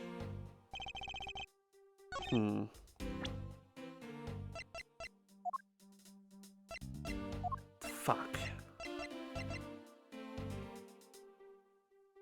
Hell. I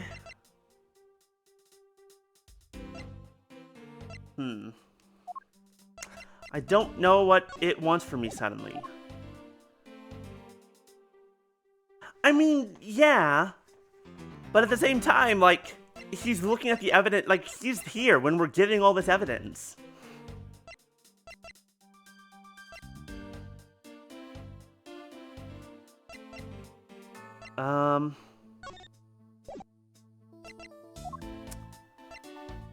Okay, wait, counterfeit bill, samurai spear.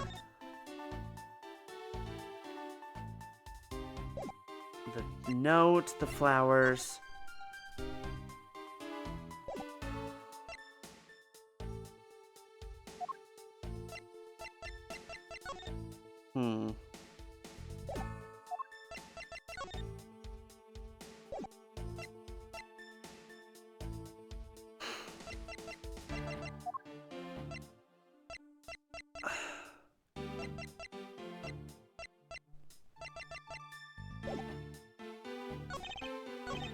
Hold it! So the sword is covered in the victim's blood. Yeah, the lab results confirm that the blood on the sword matched the victim's, but the sword is as dull as a vanilla envelope. It's just a stage prop after all. The Steel Samurai is all about safety first, so you can't use it like a real sword. The Steel Samurai has spoken. The Pink Princess also appears to have something she'd like to petition you personally. What the Pink Princess would like to say can wait for the day after eternity. My point is that even though the sword's too dull to slice with, it's certainly heavy enough to bludgeon someone to death with. Therefore...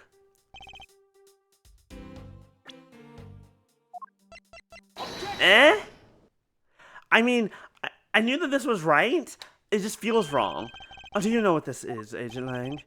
It's a long spear, right? We used to use those a lot in my country a long time ago.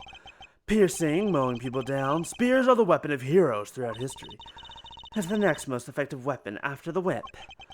I think the whip is a slightly different category. So what's your point? Are you going to tell me that the spear is the real weapon? No, I simply take a look at this section here. The way it's bent? Precisely.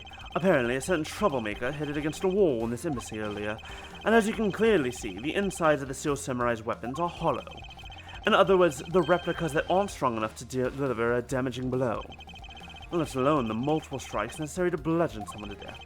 And yet there's not even a dent in the samurai sword. How do you explain that? Yeah. Oh yeah, the sword and the spear are made of the same stuff, so they bend easily. I wish they make them out of better stuff, because the spear got bent. I wasn't able to do my special early summer rain jab move. And I got such an earful from the director of the play for not doing it in the show. The Steel Samurai special move was changed tonight because of him? Why is that important? Why is that important enough for us to write down? Hello?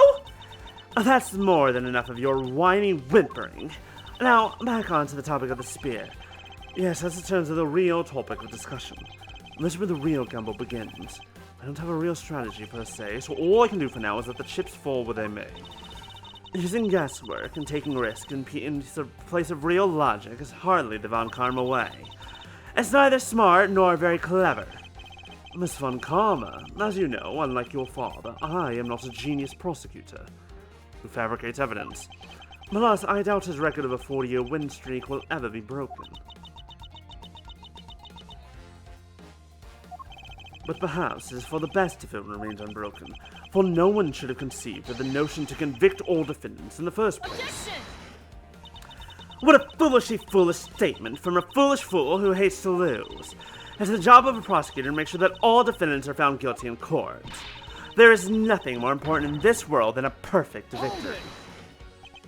That may be your opinion, however, I don't believe that's all we are. As a prosecutor, what I pursue is not the perfect victory, but the perfect truth. Thanks to Phoenix Wright saving my life when I was on the receiving end of a perfect prosecutor. And if that means that the bridge I must cross will crumble beneath my feet, then let it crumble as I walk on towards the truth.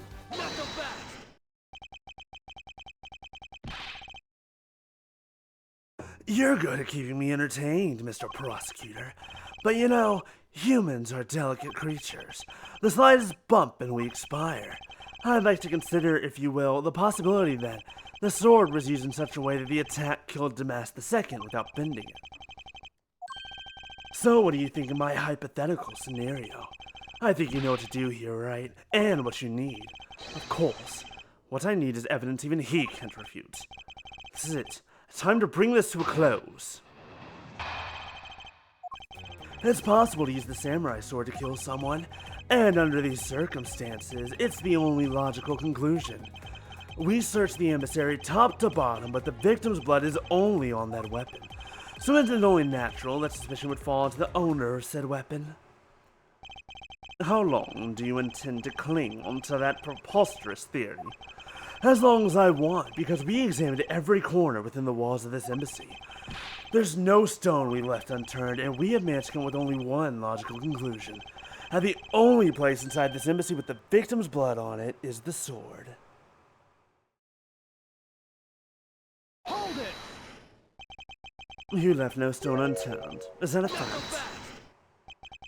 If you've got something to say, then say it in the only way I respect, Mr. Prosecutor. You missed finding both these things, the samurai dog and the undershirt. And also the fact that there's a secret tunnel. Secret tunnel. Through the mountain. Secret, secret, secret, secret tunnel.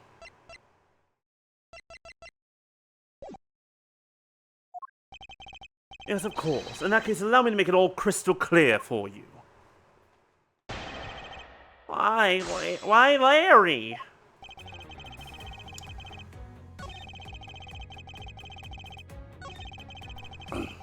I think it's going to be these two.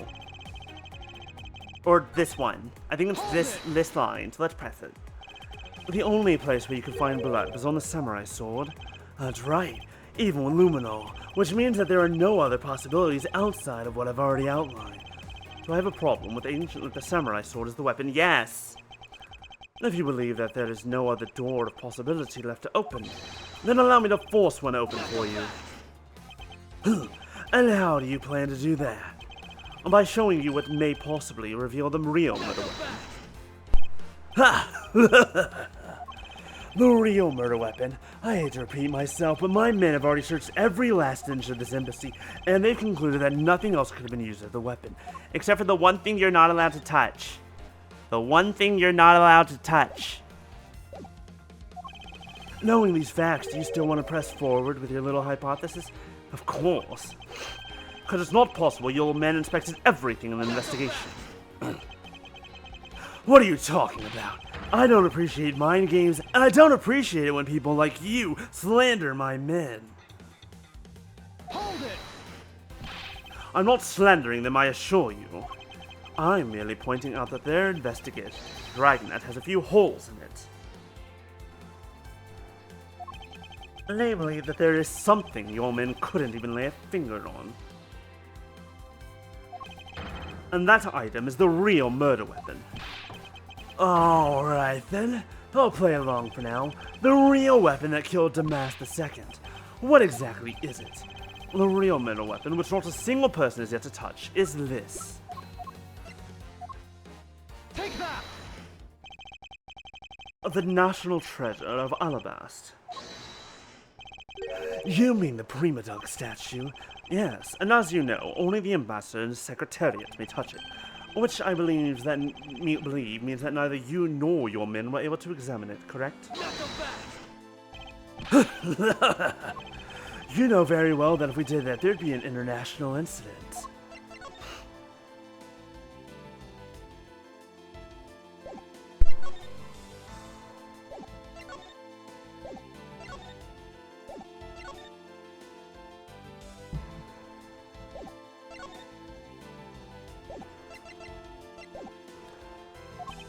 Between the Kingdom of Alabast and the Republic of Babal, the two countries' precarious relationship teeters in the balance over a stupid fight related to a sovereignty statue.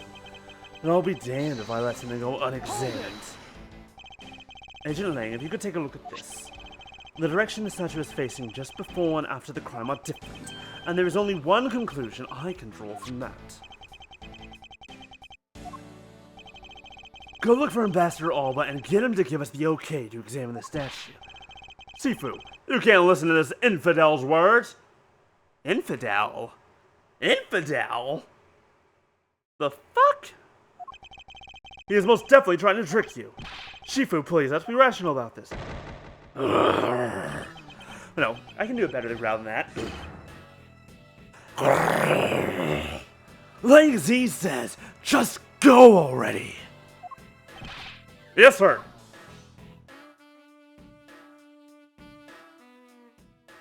Sometimes you just gotta give a growl a second take. Very important. Sifu. Yeah? I'm really sorry, sir, but I was unable to convince the ambassador. I was unable to obtain permission for us to examine the periodic statue. I see. Wait, but then the investigation is at a standstill. Agent Ling, I'll go and speak with the ambassador personally. Save your breath. He may act all weak and frail, but that old man's one tough cookie. But I guess you gotta be tough when you're representing a whole country, you know. Agent Lang? What do you want? Let's just hurry up and examine the statue already. But Sifu, what about causing an international incident? Quiet! I'll take the fall if I have to later. Agent Lang, the hypothesis is mine, so if someone has to take the responsibility, let it be me. Responsibility? If we're going to talk in such heavy terms, maybe I should let you. It'd be a real problem for my men if something were to happen to me. Alright then, less talk and more investigating. If we want to know the truth, we can't stop here. Action must be taken. Also, we can just tell them that this is not the same one that was here before. Agent Lang, I like to run a chemical luminescence test on the statue. Chemiluminescence. A luminol chemiluminescence test. Edgeworth, why are you trying to hurt me today? Are you trying to make me look like a fool? I don't need your help to make me look like a fool. I can do that all on my own. I'm very good at it. A luminol test. Ah, good thinking. If the statue is the murder weapon, then some of the victim's blood should be on it. Okay, let's get the forensics team in here. Looks like you hit the jackpot, Mr. Prosecutor. I guess this is the real weapon that killed Damas II. Indeed. But I wouldn't celebrate yet if I were you. This doesn't let your friend off the hook. It doesn't prove that he didn't kill Damas II, so the charge remains. We are hardly done examining the statue, Agent Lang.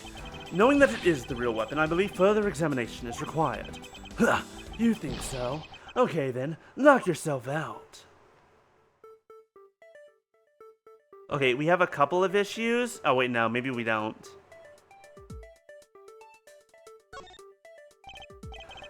Upon closer inspection, he really does look a lot like the Steel Samurai.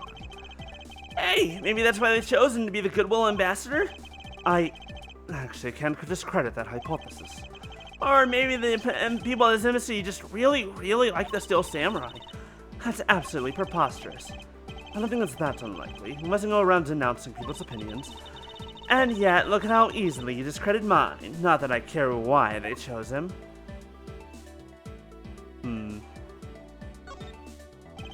There's a shield on his back. I wonder if that's supposed to mean that his back is covered? Lang Zi says those with a shield on their back deflect all enemies behind them. It means that he's ready for any blindside attacks that may come his way. Agent Lang, there's no need to attach overly complex meanings to such a simple thing. Ah, you didn't seem to get Lang Zi's saying, so I was just explaining it to you. The saying itself is what I was referring to when I said overly complex, you know. Handprint! Dusty, ashy handprint. You love to see it. Someone was fingering the statue. Why did those words come out of my mouth? And what do we have here? This dirty smudge. It looks like a handprint. What's the definitive bit of evidence like you doing under there? Looks like we've got some fingerprints to analyze. Worst case scenario, these prints belong to Larry. Looks like it's too late for me to do anything about that now. Hey, forensic guy! I want results on these fingerprints ASAP, you hear me? Agent Lang, I have the analysis results, sir. Good. And? Sir, about the prints we lifted from the bottom of the statue. Well, you know the victim of the murder in the Bobbleys embassy? Prints belong to him, Mr. Manny Cochin, sir. But that's... What's going on around here? No, that's impossible. Each Prima Duck statue can only be handled by someone of that country. But by the very fact that Mr. Cochin's fingerprints are on this one, it leads me to only one conclusion. The thing that we, as a group, have already figured out. That it's the wrong fucking statue.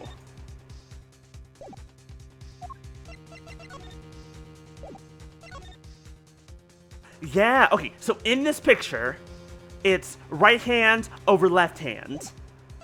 This is the one that's currently here with us. It's left hand over right hand. Meanwhile, the one that's back in the ball is right hand over left hand, which means this is the Albanese statue, and the one that's here in the room with us is the Bobbly statue. Motherfucker switched them around before he died. This statue is actually Bubbles' Prima Duck statue. Impossible, it can't be.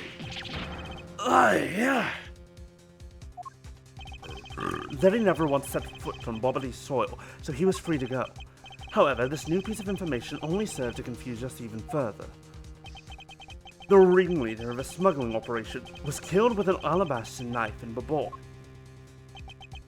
And Damas II was killed on Alabastrian soil with Babal's national treasure. And the mystery of the great thief Yotogarasu who visited both countries. The pieces were there, but I had yet to see the big picture they were to form. To be continued. Okay. Wow, that was... I feel like that we could have done that in a lot less than 2 hours. Oh, the fact that I'm... Okay, well, we're going to try and make it a full another hour. I'm going to do my best. Slight pressure in my face be damned. Larry's gone, so I should be fine now. I'm going to take the belief that I'm fine now that Larry is gone. Okay. March 14th, 9:21 p.m., open air stage. Hey, that's tomorrow.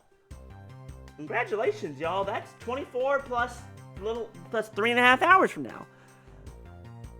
Hands cupped, raising up, the Larry has been defeated. We will potentially, hopefully, maybe never see him again. Ever.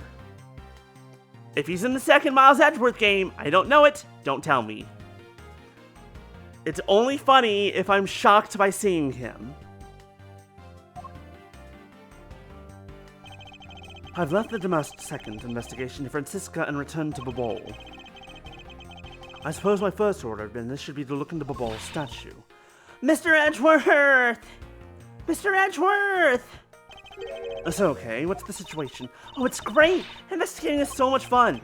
In other words, they've made absolutely no progress. Oh, you weren't We weren't goofing off on it, sir! We've been investigating our hearts out! Very well then, would you care to give me an update on your investigation? We've had a really fun time, sir. I knew it. Zero progress. In any case, Detective Gumshoe... Yes, sir? You have permission to enter the Alabashan Embassy, is that correct? Yep. As a local detective, I'm helping out with investigations on both sides, sir. Good. In that case, I can leave these pieces of evidence with you. They belong to the lady under the Pink Princess's mask. The Pink Princess? What kind of lady was playing her, sir? The kind that was also playing the role of the Pink Badger yesterday. Oh, understood, sir.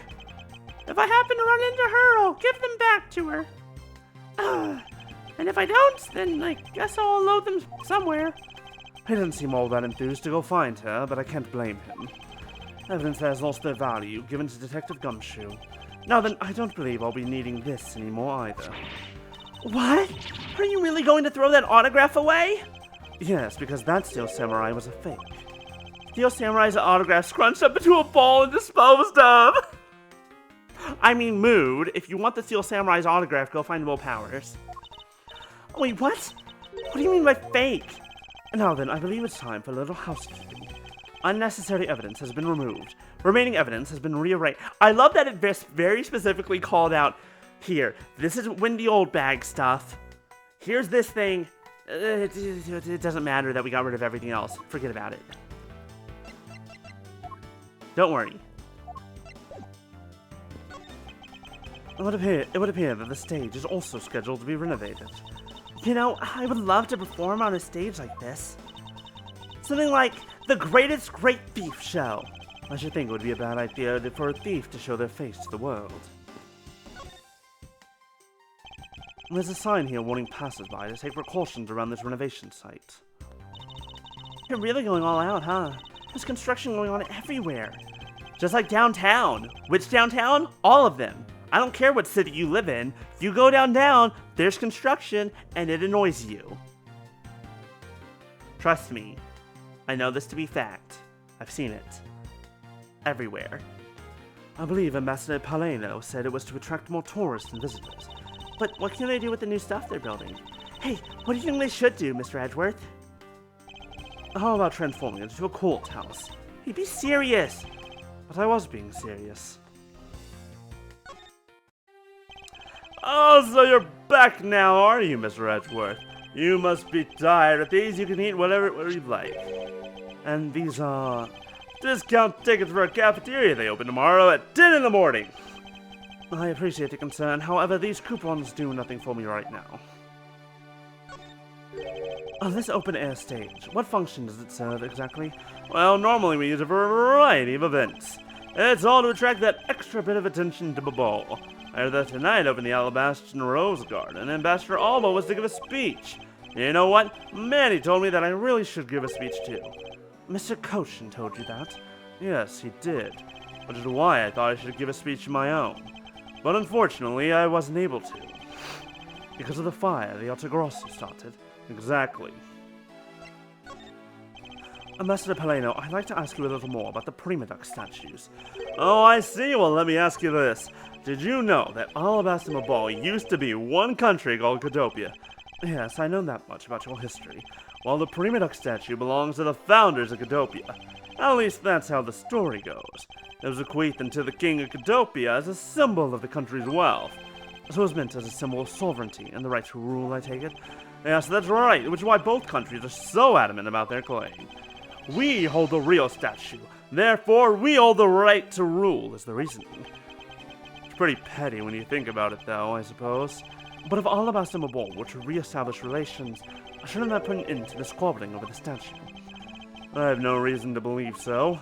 The Prima Duck statue is even more important now as a key to diplomacy. I wonder if Ambassador Paleno knows about what has happened to the very important key to diplomacy. I should try showing him this key and see what he has to say about it. Ambassador Paleno, there's just one thing I'd like to ask you about.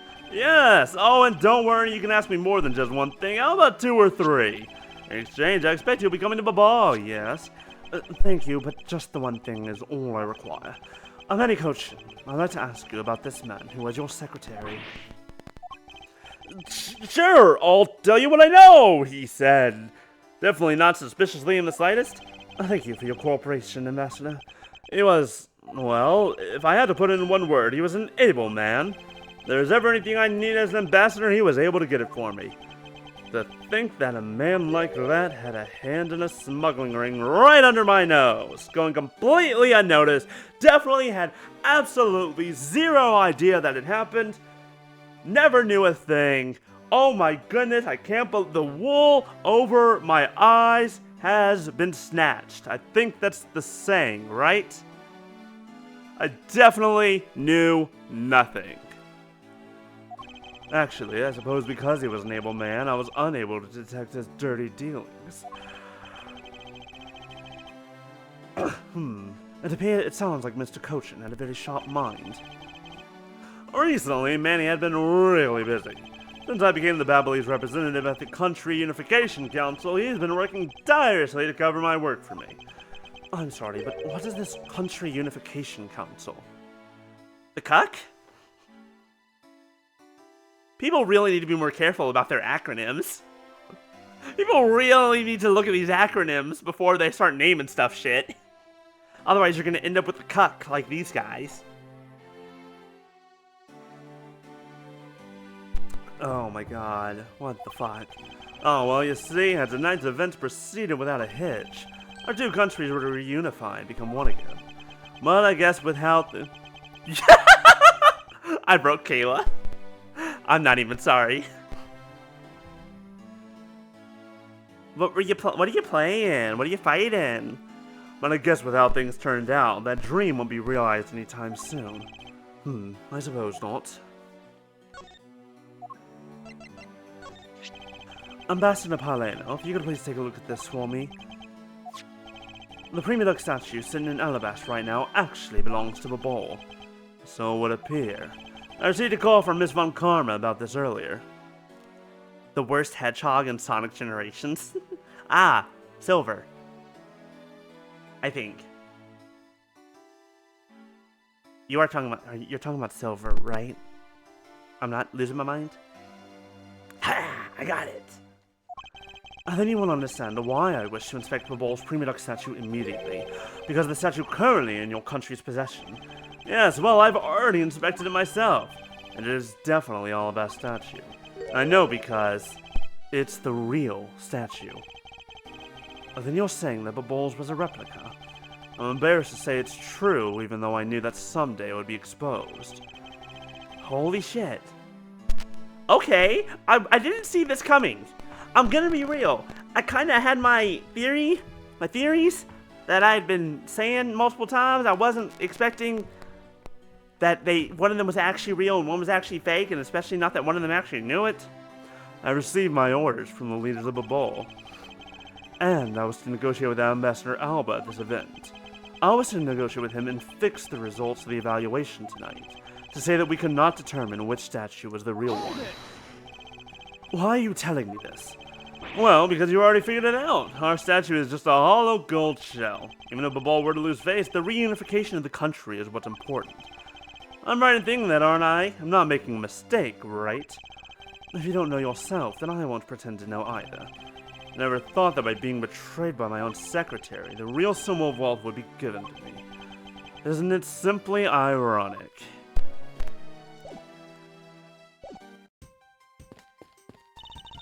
They're having a real time of it cleaning up after the fire. I suppose we should stay out of here and investigate the stage some more then. Just looking at this scaffold makes me want to climb them. I recommend that you do not try. There was a fire burning here until not too long ago. Yeah, but I think enough time has passed, so it should be alright. Thief Child says, if there is a height to be scaled, then scale it you must. Assaulting from Thief Child, would you care to explain what you just said?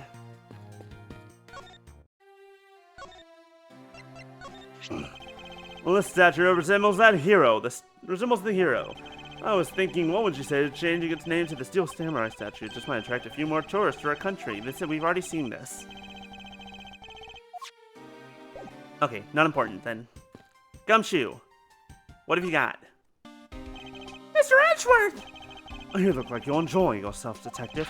Well, but I don't have much else that I enjoy as much as a good investigation, sir. So, what did you find out? Ah, well,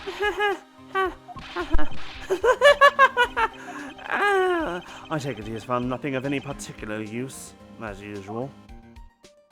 Hey, Mr. Edgeworth, I got something really interesting from Ambassador Polino. Oh, and what is this something interesting? And it better not be coupons to the Barbalese cafeteria. This, sir. Oh, what the fuck? Wow, that's so pretty. I'm so jealous. That's a real treasure there. Why does the flame burn green, Detective? So apparently if you burn this special wit crystal oil that they only make in Babal, it burns this green color, sir. And also if you burn magnesium, it's really bright, and I think it's like a purple color if I remember correctly from my chemistry class in high school. Man, that was fun. Originally we were kind of like, maybe we shouldn't burn magnesium, and then the teacher was like, nah, fuck it, it's fine. Let's burn magnesium, bitches. If I recall correctly, I might be mistaken. My memory is not good. Interesting. So it's a special property of the oil. I suppose it's a ploy to force people to visit a ball should the oil run out. Hey, Gummy, what about these silhouettes? Well, they stuck some cutouts on the outside of the lantern to project the images. Oh? Silhouettes, huh? They are rather pretty, aren't they? Wait, what am I doing? I'm supposed to be asking for an update on the investigation. Hey, what's wrong, sir? There's something I want you to investigate for me. Do you think you can do that much? Uh-huh. You got it, sir. Hey, that's not fair. Why is Gummy getting to do all the fun stuff? Well, that's because I'm Mr. Edgeworth's partner. I can't believe you took advantage of the confusion and stole my role as assistant. I expect the two of you to get along and work together like professionals on this. Especially you, Gumshoe. This child did not get any professional training. She is not professional.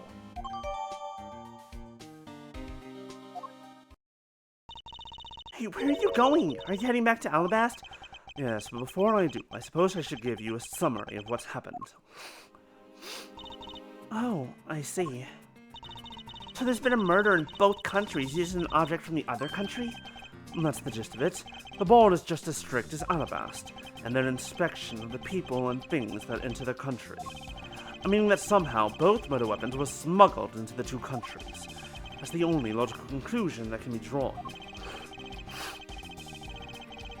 Perhaps the key to the weapon smuggling is the person who traversed both countries. You mean the fake Yatagarasu? In one way or another, Yatagarasu is connected. Of this I am sure. Now then, where was the Yatagarasu first spotted? I believe it was the Rose Garden on the Alabastan side of the embassy. The garden is just on the other side of this boundary. It's where Ambassador Albo was to give a speech tonight. At least, that's where I heard the Yatagarasu had appeared. In that case, I believe it's vital that I investigate the Rose Garden post-haste. Wait, before you go, take a look at this, Mr. Edgeworth. What is it? My guess that's the guitar pick. I picked it up just now over there. Do you think it'll be of any use? There is a little water on it, but how did the water get on it? It doesn't look like there's anything that could get wet from around here. I was thinking they have concerts here at this open-air stage. Concert here at this open-air stage from time to time, right? Alright, I'll find its owner later. A wet guitar pick. Oh yeah, there's one more thing. Miss Redworth, would you be willing to hold on to this? What is this? It's misused perfume. It's the bottle that woman left behind and that I found 7 years ago. I thought that one day it'd be of some use in tracking her down. Missile! We have a dog on set! So I kept it safe all this time. Thank you. I'd be honored to hold on to it for you. We know there's a dog here. I need to talk to the dog. I think I'll be returning to an investigation in Alabasta now, but... I know, I'll go back to the ball and do some more investigating there.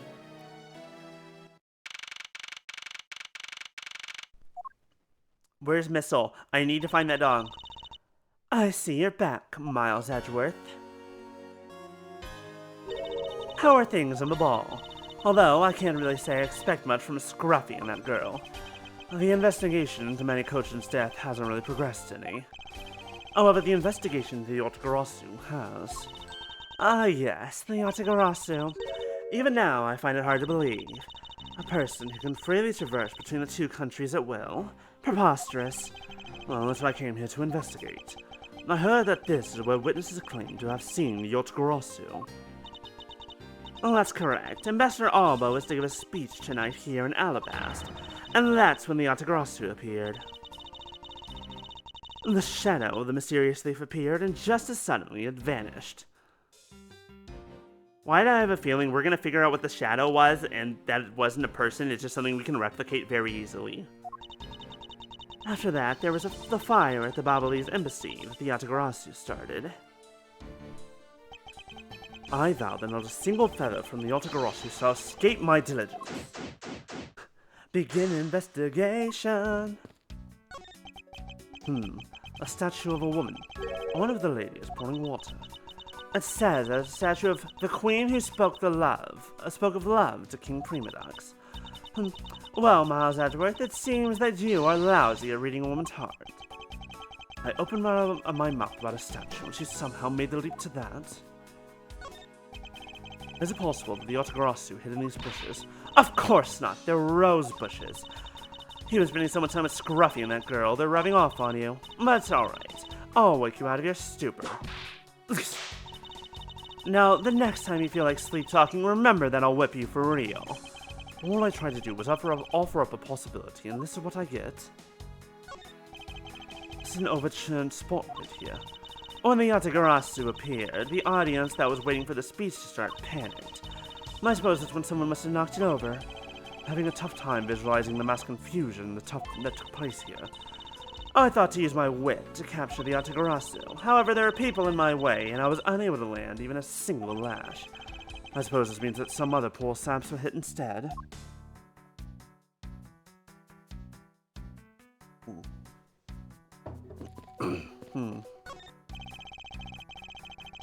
There are roses scattered on the surface of the water, creating a pleasant fragrance.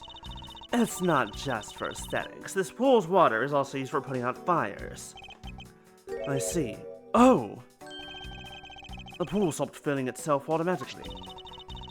The fountain spouts are set to stay open until the pool's water reaches a certain level. If this water is used to put out fires, I suppose it must be refilled to its normal level. Which suggests that this pool was recently used somehow in this embassy. I guess I'll take some notes about it just in case. Larry! God damn it, Larry! What? I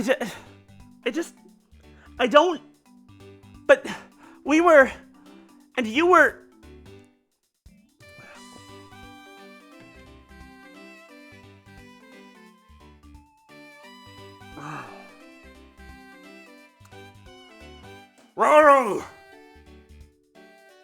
Larry, why? What the fuck, man?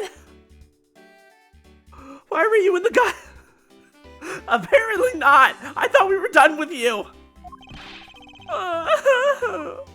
How dare you surprise me like that? I'm sorry. Oh, hey, Edgy. Here's what you did back there. Your gratitude alone is enough, I assure you. More importantly, Larry, this pool is not for your personal enjoyment. I knew that.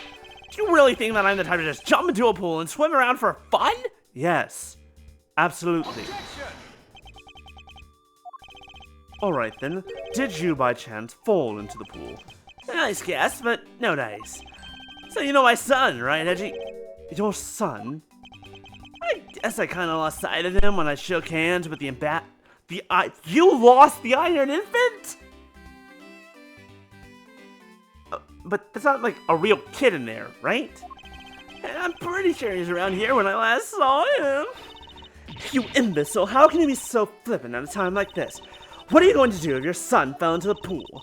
How old is this child of yours anyway? Huh? Oh, how old is he again? Hold it. Larry, this is the first I've heard of a son. Who exactly is the mother? The mother? Oh, that chick, the pink princess. The pink princess? You mean the old lady? Hold it. Miss Von Karma, I was a bit confused by this man's words for a bit. However, I believe what he is looking for is the doll of the Iron Infant. Yeah, because I'm the Steel Samurai through and through, heart and soul. And the Iron Infant is my cute little son. You have given a whole new meaning to the phrase, an astounding fool. Larry, we have not seen hide nor hair of the Iron Infant, but rest assured that if we should find him, we'll let you know. Now, get out of there. Sounds good. In that case, I'll go search over there. Hey, wait! Well, it's not as if he'll get very far swimming around in that pool. And though he's unrelated to the murders, he sure knows how to cause a lot of trouble. Fucking moron. The statue bears a resemblance to the Prima Duck statue. The plaque says, King Prima Duck's in the battlefield. In order to save the Queen, King Prima Duck put his life on the line and went to war. So, Prima Duck was actually a person of royal blood. I thought he was simply someone imitating a character from an ancient legend. Well, what surprises me is that a real person who looked like the Steel Samurai existed. I suppose there's that too. These are some beautiful roses here. They appear to be well maintained. You are being too nice, Miles Edgeworth. The arrangement is devoid of any design sense. Roses only truly shine when grouped by color. One color per location. And there's the beauty when they're all mixed together like this. I can't tell if she's being sarcastic or not. Once I thought, there's a rather serious look on her face. I'd rather leave it be. I should really rethink the proper balance of these roses. All the people to comment on the proper balance of things. So this is where Ambassador Alba was to give a speech. The stage was set up nicely, however, where was the audience supposed to sit? I was supposed to sit around the edge of the pool. That's such poor planning if there is no place other than a spot or two at a pool. I really should have made seating arrangements like how the gallery is set up in court. Indeed, you can sense that consideration for the viewers was taken with those. So in the end, the speaker and his audience were to stand the whole time, huh? Yes, although I expect the audience would like to sit down after a while. I suppose Ambassador Alba sat in this chair. Ambassador Alba is very elderly. The chair was prepared for him should he have gotten tired during his speech. In that case, why didn't he plan to make a speech sitting down in the first place? The ambassador is also quite prideful, that's why. He sounds like my old principal from grade school who'd speak at assemblies. Have you finished checking out all the bystanders? Yes, sir. And we found 14 counts of pickpocketing, 16 counts of illegal larceny, and 1 person ran a light, sir. Don't tell me you didn't find out anything relates to the case. Sir, not a single thing, sir. Well, for now, let's just get those other lawbreakers down to the precinct. Agent Lang, well, if it isn't Mr. Prosecutor, I would just like to thank you for your assistance earlier. Make no mistake, it's not like I was trying to help you with what I did, he said, in a tsundere way. After I left, did you receive word from Ambassador Alba? We're to wrap up our bodyguard assignment at the end of the day. Oddly enough, we received word from HQ to return home on an urgent matter. As if I can be so easily called away from this case after I've come this far. I swear that I'll find the truth and drag it out screaming into the light. You're with me on that, right, Mr. Prosecutor? You were working as Ambassador Alba's bodyguard at the time, so naturally you witnessed when the Otagarasu appeared, correct? Yeah, I saw the thief all right, with my own 2 eyes. The Otagarasu was always there, lurking in the shadows, but when the spotlights returned on Ambassador Alba's speech, a shadow appeared. That's when cries of, "It's the Otagarasu" rang out. Okay, question. Did anyone actually see the Otagarasu, or did you just see a goddamn shadow of the Otagarasu? The next second, the spotlight went out, and by the time we got the area lit again, the deaf thief had vanished. When we investigated afterwards, we found that the reason the lights went out was because someone had plugged the extension plug for all the outdoor electronics. Whether it was someone doing it on purpose, or simply a guest who had tripped over it, we don't know. But one thing is for certain, the Otagarasu was here. So you're saying that basically all you saw was the thief's silhouette? Yes. If all you saw was a shadow, then it's entirely possible the shadow belonged to someone or something else. Good thinking, sis. You just might be right. Yeah, that shadow that everyone's talking about, it kind of looks like your hair. If it weren't for the fact that there is no one else with that same shape, not among the staff or the audience members. You clearly have no idea how shadow puppets work, and shadow art. You know, you arrange a bunch of things in seemingly random order, but if you put the light on them just right... Oh, hey, look, there's a shadow on the wall now that's in the shape of a dick? Why is it in the shape of a dick? Oh, wait, if you go over here, it looks like a vagina... Anyways. My men have already done a thorough check of everyone, so I know I'm right. Someone else's shadow. That sounds like a plausible hypothesis. The suddenly appearing and disappearing shadow of the Otagarasu. I believe I figure out its true origin. I expected no less from my subordinate. Now, let's hear what you know on the subject. What really cast the shadow of the Otagarasu? Everything. It was everything. Absolutely everything.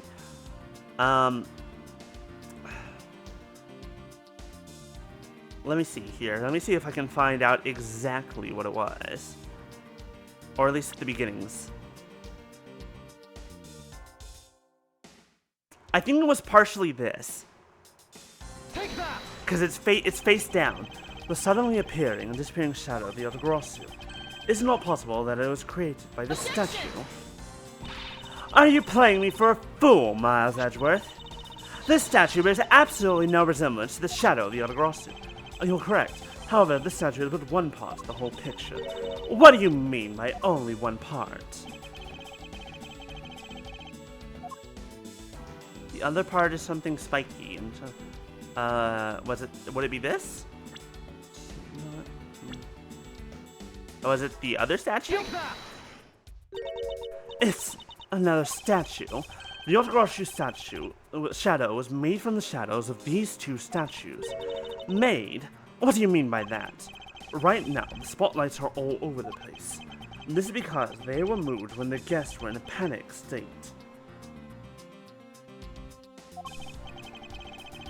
However, if we would restore the lights to where they were when the thief appeared, you believe that the 2 shadows would create the Otagarasu shadow?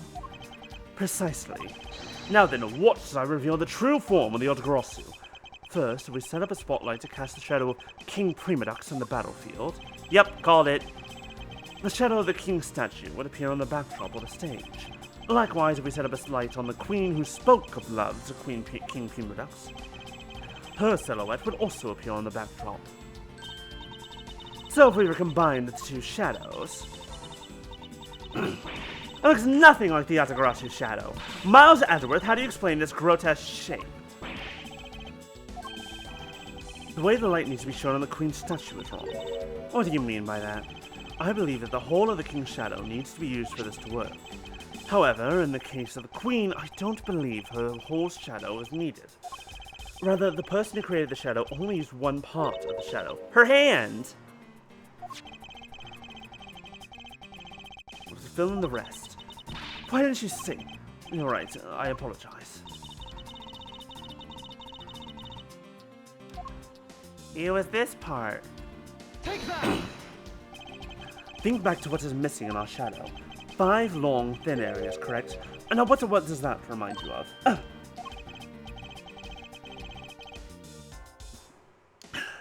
Well, that's right. It can only be the shadow of the Queen's left hand.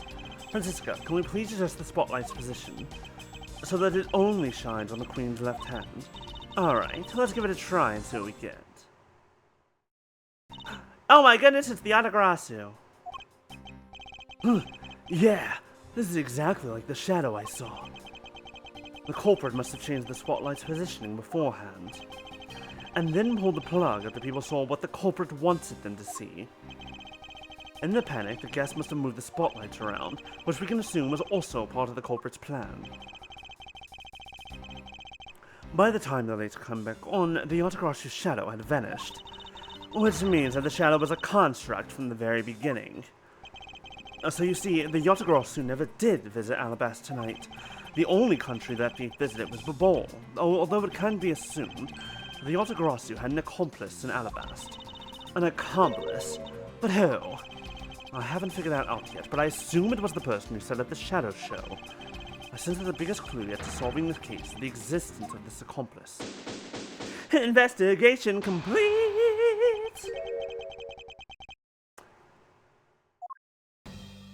How's the investigation going? Detective Bad, have you come to join us in investigating Yatagarasu? I've left the murder in Agent Ling's charge. And my only target from the very beginning is the Yatagarasu. So yes. So, what have you found out? I got a piece of evidence. May I see it? Sure, but you might regret it. We're here because we are ready to face whatever may come. So if you please. When people heard the commotion, bystanders started gathering. And one woman claimed, "I'm telling you, I'm a genuine international We found Lotta Hart. She gave me an interesting picture. A journalist.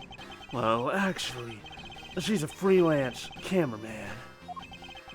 This is the photo I got from her.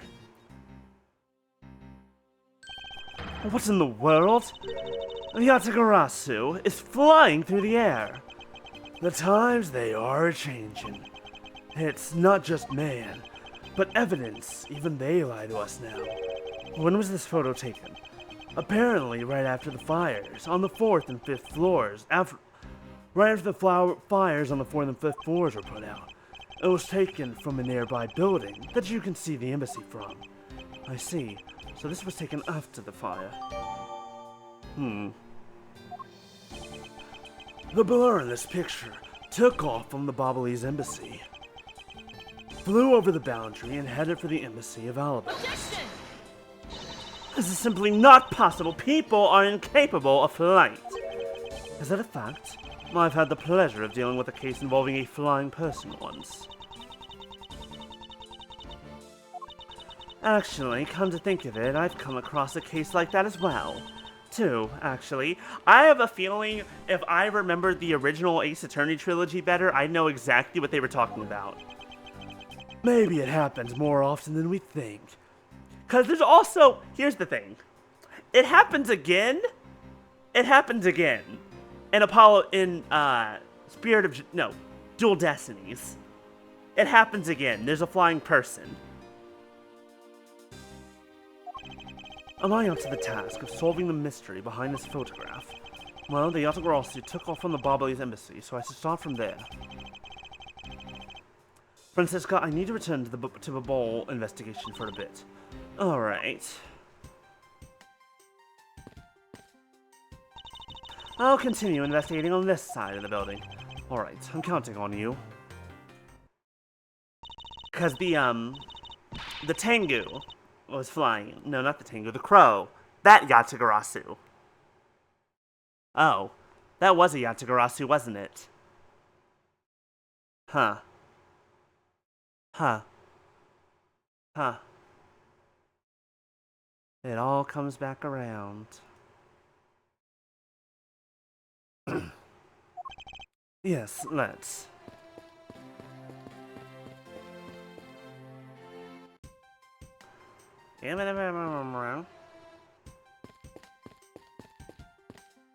Are they done in here? March 14th, 10:37 p.m. Oh, and in Spirit of Justice. You're right. It did happen again. Fuck. Except in that, well, no, that's actually kind of important. No, you're right. It absolutely happened in Dual Destinies and Spirit of Justice. I don't think it happened in Apollo Justice, right? Let me think. Hold on. No. Not in the first trial.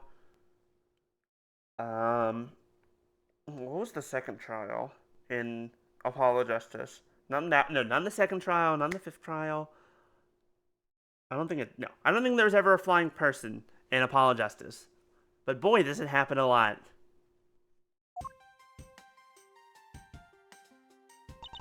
To think, after all that running around, we're right back where we started. It would appear that way. I'm Mr. Edgeworth. Have you found Manny's killer yet? I'm terribly sorry, Ambassador Paleno, but I have yet to find his killer. And I guess his murder really was the work of Yatagarasu. Well, let's get one thing straight. It was the work of the fake Yatagarasu. The real Yatagarasu is a noble vigilante. He's only out to steal the truth. Miss Faraday, please don't make such a sad face. If there's anything I can do for you, all you have to do is ask, alright? Mr. Paleno, I don't trust you. I don't trust this man. Actually, there is one thing you can do. Will you allow us to take another look around? We didn't have enough time to conduct a thorough investigation earlier. Oh, sure! Please feel free to investigate to your heart's content. Also, there are a few questions I'd like to ask you personally, Ambassador. If it will bring a smile back to Miss Faraday's face, then I'll gladly answer anything. Thank you, Mr. Paleno. You're a total gentleman. You don't have to waste such nice words on me, little bit. That's part of why I don't trust him. Hey, Sir Paleno. These two sure got chummy awfully quickly. You know, it's easy to say we're going to investigate, but where should we begin? We should probably start by comparing the state of this room before and after the fire. And then we should look into the matter of the suspicious person you spotted. Yeah, when I came into this room, that person was already gone. But I'm willing to bet that the person I was chasing is Mr. Koshin's killer. We don't know that yet. However, it's hard to believe that person is unrelated. Furthermore, because the key the Yatagarasu stole 7 years ago was found here, it signals that perhaps Miss Yu is also somehow involved. I will, Fluffy, I promise. I see it. I'm 100% going to check it. I knew it. That woman is almost definitely Mr. Koshin's killer. Yet again, we don't know that. There are too many mysteries to be solved around here. Speaking of the Yatagarasu and mysteries, I received a most mysterious photo from Detective Bad. Uncle Bad? He's taking part in the investigation too? Yes, he has been chasing after the Yatagarasu for all these years. Uncle Bad. Now then, I was told this photo was taken just after the fire. What? This kind of looks like the person in the long coat I was chasing. Does this mean that I was chasing the fake Yatagarasu after all? I don't know the answer to your question, but I don't think people can fly either. But this could be how that person escaped. I know we'll need to investigate a bit more before we can say anything about that. In any case, let's not dawdle anymore and pick up our investigation where we left off. Now we can go to this side. I want to look at the window first. You can see the Alabastan Embassy through this window. So, where were you when you were investigating over there, Mr. Edgeworth? You can see it from here. I was on the 5th floor. That's where the Master II was killed. What? You don't mean the Master II? Aw, poor guy. As a fellow second-generation thief, I can't just turn a blind eye to this. Even though the Master II was merely an imposter in the original. I was really hoping they would say something more about, let's look to see how someone escaped, but okay. A fireplace, huh? Some of Ball's offices have them too. Two? There's a fireplace in relatively the same location in the Alabastan office. However, we found something there I'd rather not recall ever again. I still can't believe that we found that lady's undershirt in the fireplace. If it was that traumatizing, why don't you try creating new memories with this fireplace? You can climb inside and we can play hide and seek. And come out covered in soot. I think not. You really have no sense of fun, Mr. Edgeworth. I don't see an X on this one. I don't know if they didn't say anything, so maybe there's no secret tunnel on this one. It appears that this area was heavily damaged by the fire. Yeah, I guess we should hurry up and get started examining everything. To be fair, this isn't the ambassador's office, this is the secretariat's office, I think. Then again, he had taken over a lot of the work of the ambassador, so there's a bottle of Bobbly's ink on Mr. Cochin's desk, and it looks like there's still a lot of ink left inside. The seal is unbroken, so the fire probably couldn't get into the bottle to burn up the ink. Hey, Mr. Polino, it looks like your precious Bobbly's ink is alright after all. What? Well, that's odd. Hold it! Ambassador, what do you mean by that?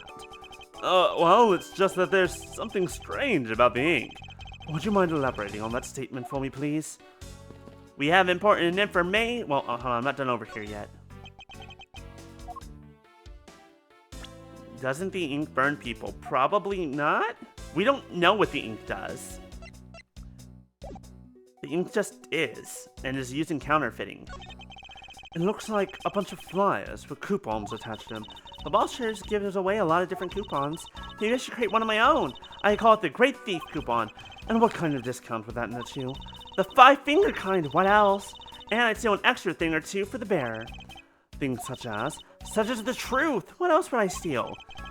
But I wouldn't give to have a mountain of your coupons right now.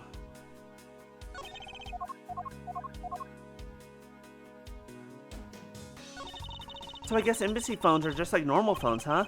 Well, what did you imagine them to look like? I thought the balls would look like a flower and the receiver would be a butterfly. That way, it looked like the butterfly receiver was sucking nectar from the flower base. Okay, I kind of like that. Here's the thing, okay.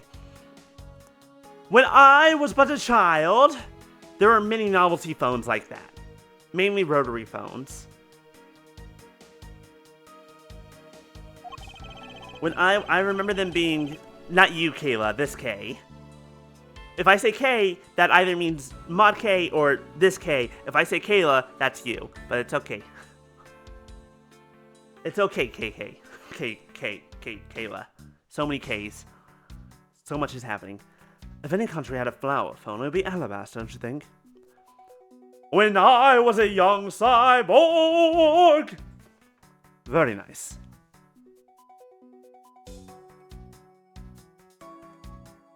But also, I wouldn't have been a cyborg. I would have just been a little baby artificial intelligence. I wouldn't have had my body yet. I would have just been... I would have been a young calculator. That was the best I could do back then.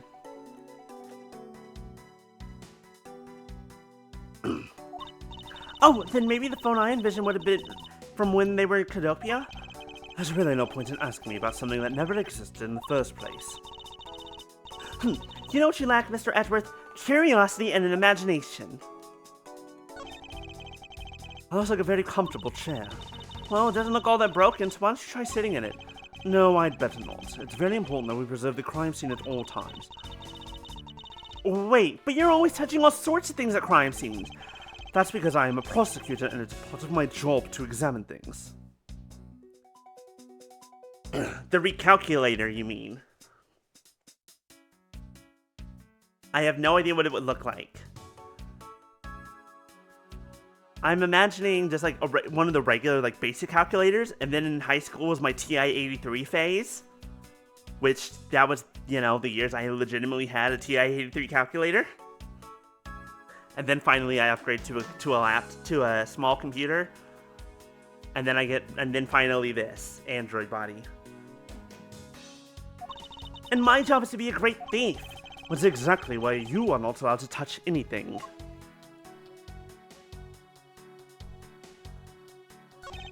Manny Cochin. His name is written here on this nameplate. Why'd you put a nameplate with your name on it in your own office? I suppose to inform people in case they walked into the wrong room by mistake. Do you think maybe it's also there to remind you of your own name if you forget? Well, either way, it's never a bad thing to set a nameplate on one's desk. It would appear that this desk also fell victim to the fire. But it doesn't look too damaged. Oh, I think we can rifle through this drawer a bit. I suppose we really should take a look. Okay, a couple of things. That's a rather unusual shape for a notepad. I suppose this must be another souvenir from somewhere. Okay, here's the thing. Confirm or deny?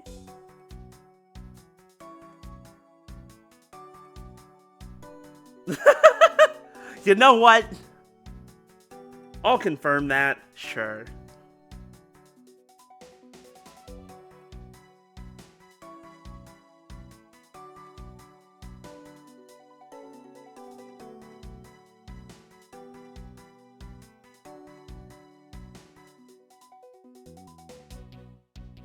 Anyways, I thought that this had this weird shape just because it was ripped up or something. No, that's just straight up how it is.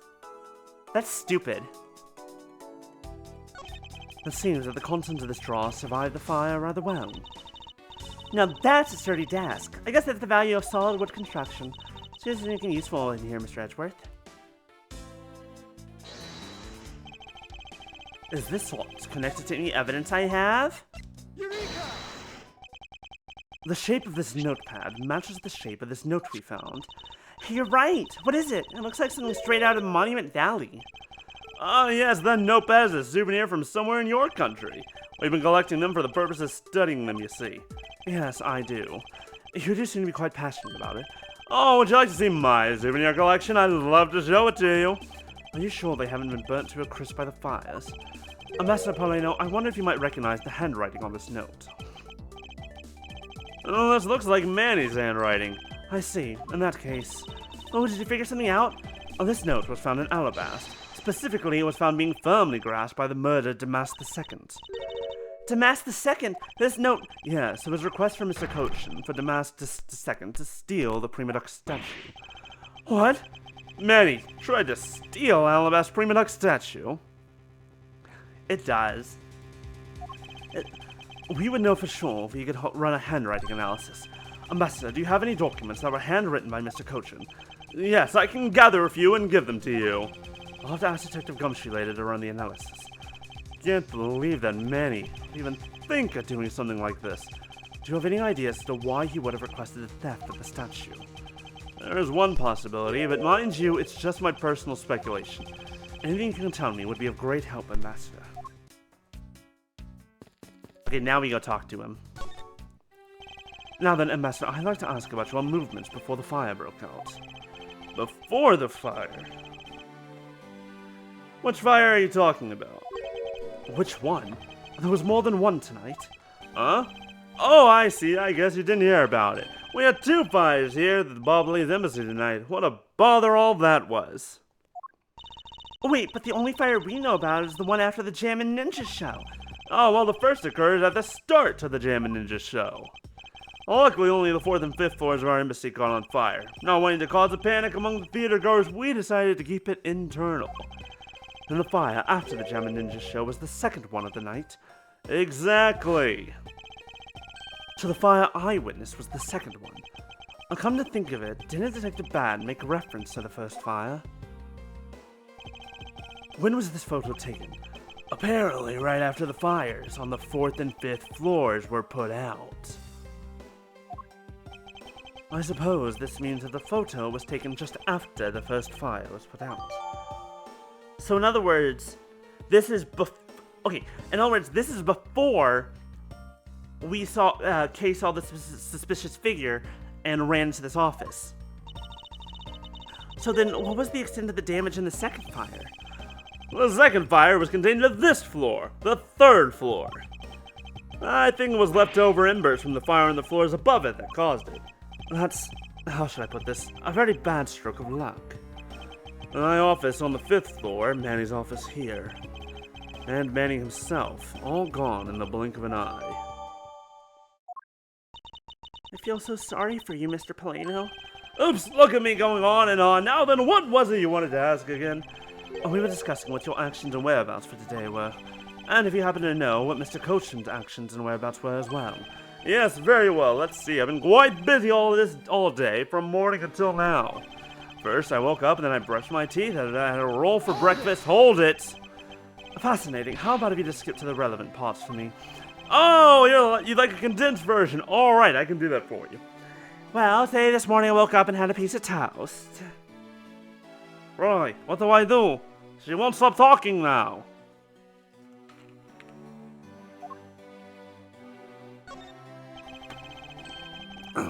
So what did Mr. Koshin and you do this morning? Well, originally we were supposed to meet and shake hands with the Gem and Ninja, but Manny and I wanted to turn it into a photo op, so we were here tidying up his office. You helped clean Mr. Koshin's office. Why were you not cleaning your own? Oh, I think I forgot to mention this, but my office is currently undergoing renovations. Which is why both the Prima Duck statue and the Bobbly's knife set are down here. I see. Oh, but the tidying didn't take much, really. Oh, we just burned some files we no longer needed and expired coupons in the fireplace. Cleaning up the fireplace must have been a real pain, though, huh? Oh, about that. I kinda forgot to clean the ashes out. I guess I'm up a creek without Manny here to get angry at me. An ambassador like yourself has been on the receiving end of a secretary's anger. Oh, he was very good at being very mad. Why, even just this morning he got mad at me. Spilled some Bobbly's ink onto the back wall when I was burning the files, you see. He gets mad at me, saying that I should treat the ink with more respect. Talk about the boss getting bossed around. I feel like this is not as uncommon as you think, Edgeworth. I have seen plenty of media where the person in charge is bossed around by the second in charge, because the second in charge is really the first in charge in a lot of ways, but not really the first. Anyways. That's about it for what we did this morning. Just some cleaning. Don't tell me you had no other work to do. Being an ambassador and all. Now then, if you could tell me what you and Mr. Koshin did this afternoon. Well, Manny and I went down together to the Theatrum Naturalis. We had to be there for the start of the Steel Samurai stage show. After the show started, I went back to my office on the 5th floor alone. So we were together until the start of the Steel Samurai show. A little while later, after I'd straightened myself up a bit, I returned to the theater, because I was to take part in the photo op on stage at the end of the show. There was a commemorative photo op at the end. It was a fantastic photo of the three of us. Ambassador Alba, the Steel Samurai, and myself. After the photo shoot, I went back to my office on the 5th floor. Prepare for my handshake photo op with the Gem and Ninja. He seems to be rather overworked for an ambassador. When I got to my office, that's when the first fire broke out and I escaped down the stairs. My office was completely destroyed, but thankfully no one was hurt. I admit I ran away from the first fire as fast as my legs could carry me. Don't worry, I would have done exactly the same thing. But during the second one, I pitched in and helped the embassy staff put it out. So you didn't see Mr. Koshin again after the start of the Steel Samurai show? Yes, that's right. Next time I saw him, he was lying there, in eternal sleep. I see. Master Polino, I thank you very much for your help. I'm sorry I couldn't be of more assistance, Mr. Edgeworth. If there is anything else, please don't hesitate to ask, alright? Sure. I wonder if you might tell me what you noticed about Mr. Koshin's bottle of ink. I just thought of it right now, but during the second fire, Manny was worried about his office, so he came rushing back to it. I called out to him, and when I received no reply, I used my spare key. Wait, but you just told me you haven't seen him since the start of the Steel Samurai show.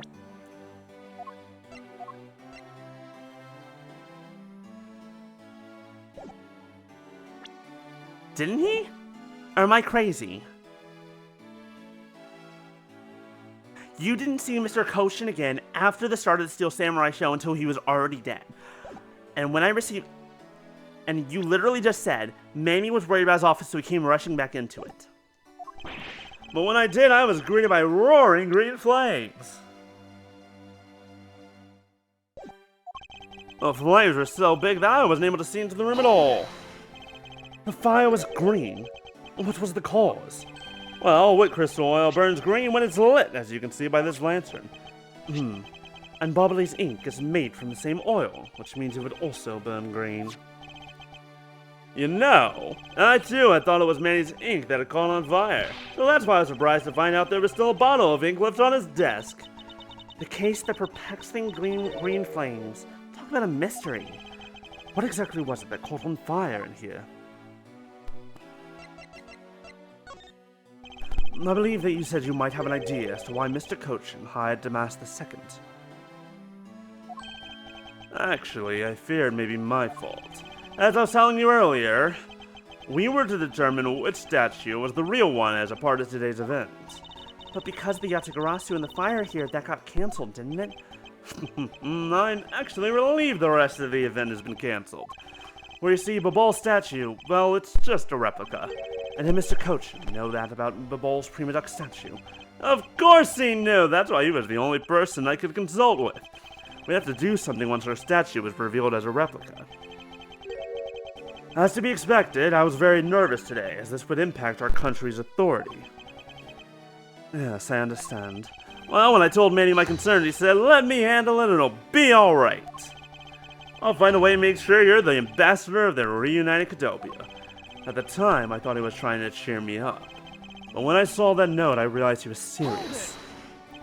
Mr. Cochin conducted a lot of business behind your back. And I assume he did all that to ensure that you are the next Cadopian ambassador. But why was he trying so hard, I wonder? He was so much better at getting things done than I ever was or will be. Actually, you know what? That's probably why he didn't want to be the ambassador, because I was A, good fall guy, and B, a good shield. To just hide everything, because I'm an idiot who didn't notice anything. I don't have an answer yet as to why he was trying so hard, but I suspect he had an ulterior motive in mind beyond just simple kindness. Oh, here you are, Mr. Edgeworth! Detective Gumshoe, have you collected the information that I requested? Yep, got it all right here, sir. Okay, feel free to take a look. It's for you, after all. What is all this, Gummy? It's all the information on this room that I got from the Embassy and Interpol people. Now we know exactly how this room was before and after the fire. We get to use Little Thief. Go, Kay, go! Go, Kay, go! Good work, Detective. Oh, it was nothing, sir. I'm an expert at getting people to talk. Wow, you two remind me so much of my father and Uncle Bad. What do you mean? As prosecutor and detective, your dynamic is just like theirs back in the day. Well, don't you worry. I'm going to find my own wonderful partner someday. And when I do, I'm going to become a good Yatagarasu, just like my father, right? Hold it. Please don't ask me questions to which I have no answers to, Kay. However, I can say that it's truly a wonderful thing to find a partner you can trust. I'm still looking for mine. Stares at Gumshoe. Because clearly there are never any incompetent ones in this room. Oh, that hurts, sir. I'd rather have Phoenix Wright as my partner. I mean, you did get those rings that one time. Gumshoe? Detective, I asked that you please be silent. But it was Christmas Eve, sir. You bet. So what now, Mr. Edgeworth? Well, I'd like to ask you for a favor. Yes? That gadget, Mr. Thief, is it? The thing you call your secret weapon. Oh, you mean Little Thief? You're coming to ride on it, aren't you? I thought I'd turn that down a little bit. Okay, you know, turn that down just a smidge more. Still a bit loud. Better. Still funny. Still funny every time, though. That one's a good volume. That one's not too loud.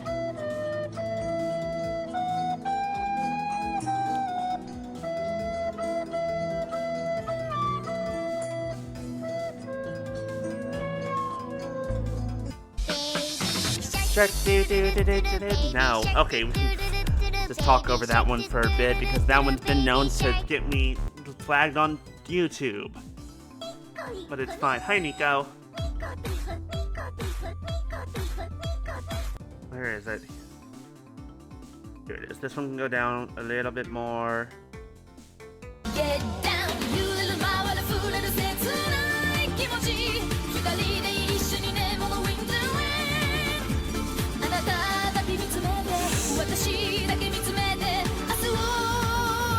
This feels sacrilegious to say, but I don't know the origin of...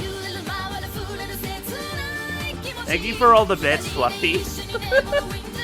I don't actually know where this song originated from. I just remember it being the big meme for a long time.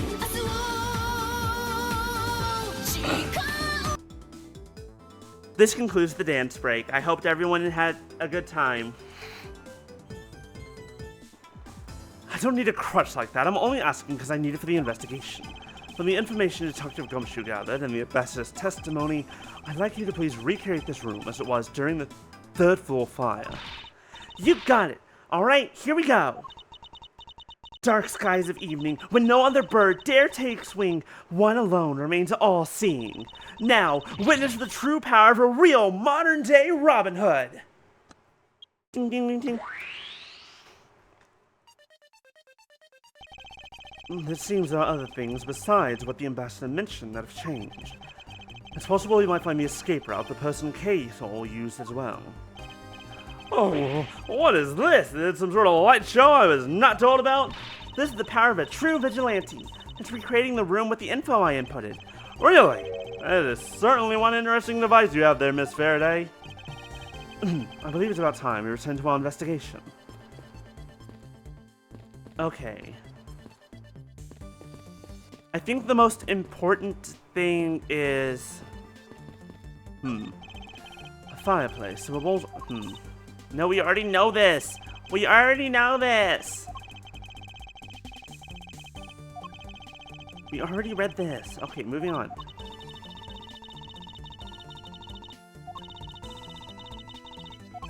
Also, we should be ending here within just the next couple minutes. Let me just get something ready real fast. Yeah. Just letting y'all know that we'll probably just end within a few minutes once other things are ready. But until then, let's see what we can find. Looks like a very comfortable... No, I already know about the chair! Curse you!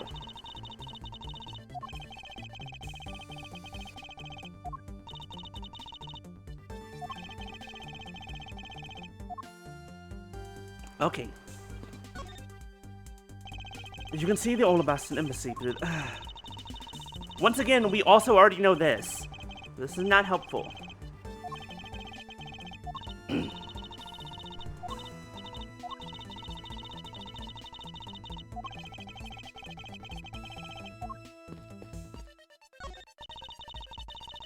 So, Babal is really into pushing their tourism industry, huh? Yes, would appear that way. You know, I'd really love to take a trip. Hey, why don't we take one after this case? Do you already have a destination in mind? Well, ideally I'd like to go someplace where I can continue my thief training. Well, if you want to learn the fine art of stealth, perhaps you should visit the studio where they make the Jammin' Ninja TV show. Hey, that's actually a really great idea, Mr. Edgeworth. I can't believe she took me seriously. It looks like one of the Bobbly's knives was already missing before the fire began. So it would seem, especially since the other two knives' handles were burned away. The remaining handle was swapped out with a handle from the real murder weapon. And Babal's national treasure was stolen. Poor Babal, don't you think? I'm not sure what lumped the replica statue in with the rest of Babal's woes. These must have been the large green flames Ambassador Poleno saw. With flames like these, it's no wonder he couldn't get in. Okay, by the time you came into this room, had the fire already been put out? Yeah, the fire had died out or something by that time. And this fire in here only burned from the time the fire started on the 3rd floor until the Yaltagarossu appeared and caused a stir in Babal, I suppose. I guess Mr. Poleno was just lucky enough to run into the fire as it was burning, huh? Yes, you could put it that way. And since you were the first to discover the body, we can assume that no one else entered the room until that time. No one other than the person you were chasing, of course. I knew it! That person I saw was definitely up to no good. I mean, that person couldn't even be Mr. Cochin's killer. That person couldn't even be Mr. Cochin's killer. That is very likely to be the case. After all, that person came into this room before you, and must have chosen this room precisely because they knew no one would be in here. Okay, then maybe the green fire was where it was to prevent anyone from coming in? But then, what did the person set on fire to make the green flames?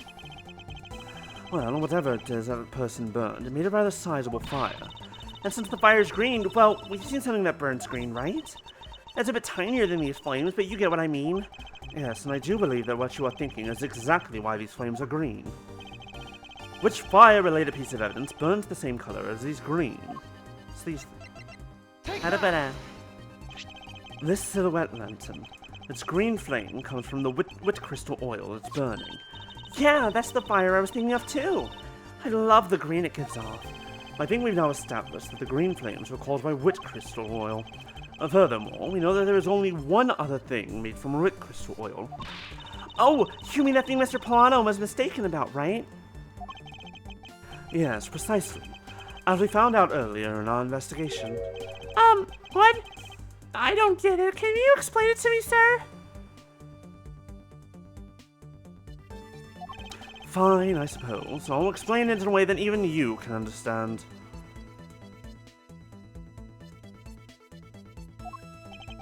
This is the thing from which blah blah blah blah blah blah blah blah blah blah blah blah blah blah blah blah blah ink. Borbely's ink is made from wit crystal oil. Oh, so it should burn the same color as the flames in the lantern, right? Yes, precisely. However, the green flames in this room were not from a bottle of Borbely's ink. Because we found the ink Mr. Cochin used on his desk, right? Yes, however, we know that Mr. Cochin was smuggling the ink in massive quantities. Now, what do you suppose he made using... Oh, the counterfeit bills! If they're made with Bobbly's ink, then they'll burn with green fire. I believe what he made with that ink is the answer to what gave birth to the green flames. Oh yeah, I'm beginning to really feel the energy coming from you, Mr. Edgeworth. It would appear that I finally found it. The smuggling ring's real goal. Made of Bobbly's ink, this is the source of the green flames. Take that! What would consume that great of a volume of ink to make?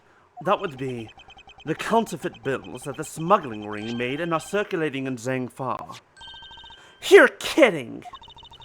You're saying it was Mr. Cochin who made the counterfeit bills? I am.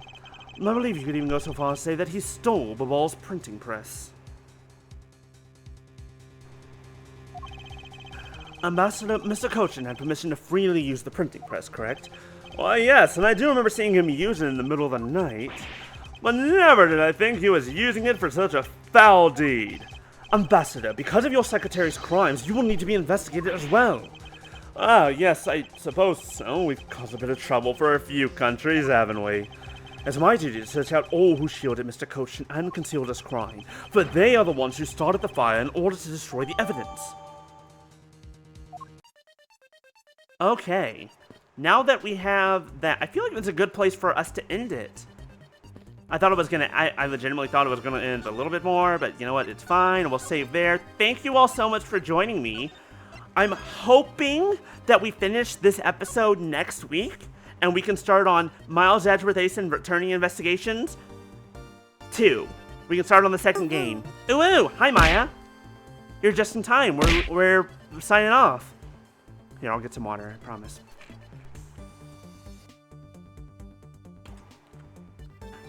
I feel like we're nearing the end. We have to be nearing the end. I feel it in my bones. But that is all the time we have for today.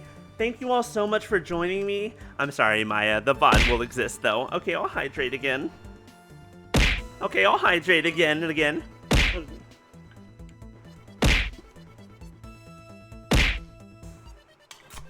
Okay, you can't make it. Are we done? Is that it? No, we're not. Okay. Call and get there. That's the end. Alright. Thank you all so much for joining me. Give me a moment. This is so stupid.